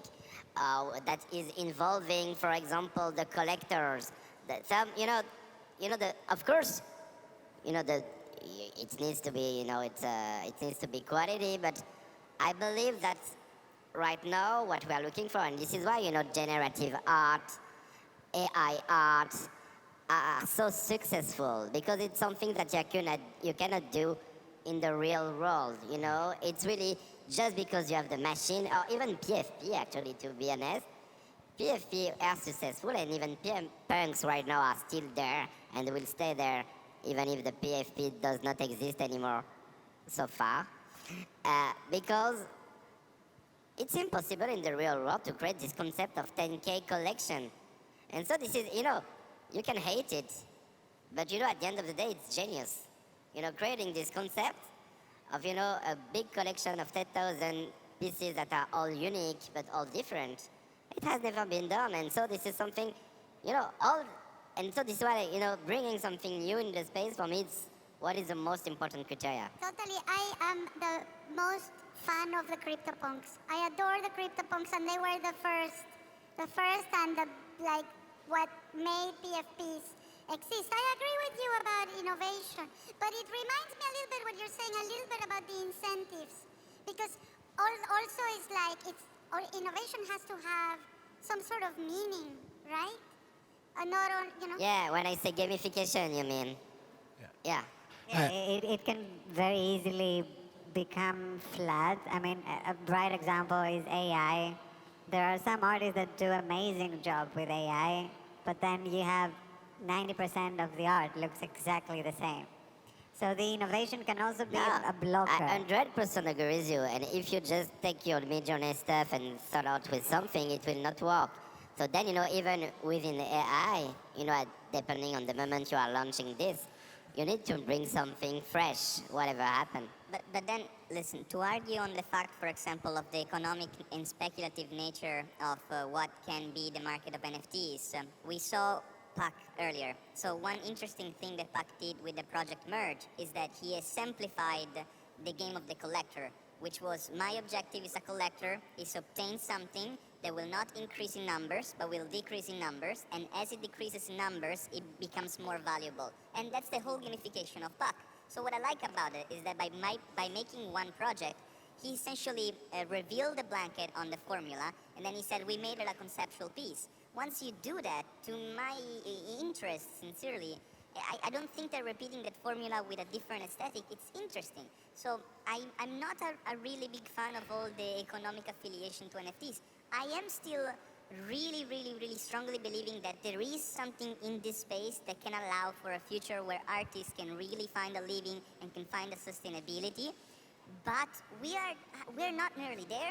I think that the blockchain as a platform to build new solutions is still very fresh, very new, and we don't have enough people who are really trying to understand how to leverage smart contracts, how to leverage not only blockchain but layer 2 technologies to make statements of art in a new complete way, similar to what Pak did. That can even be just observing something that is happening and make it more clear, make it as a statement. All right, I'm just gonna jump. Scarcity, No, but it's not about discovering it. He saw that the whole market was going crazy about scarcity, and then he said, let me make it the most simple, stupid game. Let's have you collect white balls. I'm going to jump in here because to me, it's every panel that I moderate has to end on time, and we got 4 minutes left. So each person, and no responding to each other, but you have 1 minute each person. I'd like to go through and say, what is one element of this space that you are excited about, and that can be something about the space you're excited about, an artist you think is doing interesting stuff. What is one thing that makes you very excited about being here in this space right now? And 1 minute per person. Let's hear it. Social activism and collectivism through blockchain. That was not 1 minute. For me, it's the community. That's what really makes me excited. The people in this space, even if we disagree, it's really a great community, and the diversity of it that we can all be libertarian or anarchist or whatever, but there's something that brings us together. That's what I love. I think the opportunities that it brought for digital art to be monetized in a way that hasn't been before, and the ability that it brings to have provenance of art that also hasn't been before, I think are the two primary things that brought me into this space and also make me stay into this space. Yeah, I think it's kind of related, but opportunity for me is the key. You know, in the next 10 years, a lot of things will happen, and anyone, you know, everything needs to be invented basically from now. And you can see, you know, this is why everybody is exciting and everything is changing every 2 months or every month. Because, you know, we are in a non-stop brainstorming about what will the future be. But you know, this is what is interesting for anyone here. There is a way at the moment to create something that has never been done before. And for me, this is what is exciting. Cool. Well, thank you all very much. I think we could have debated all these topics for an hour, each of them, and we didn't even talk about royalties. So imagine that. Wow. But thank you all very much for being on the panel. And I think we have a Korean dance coming up next. Thank you.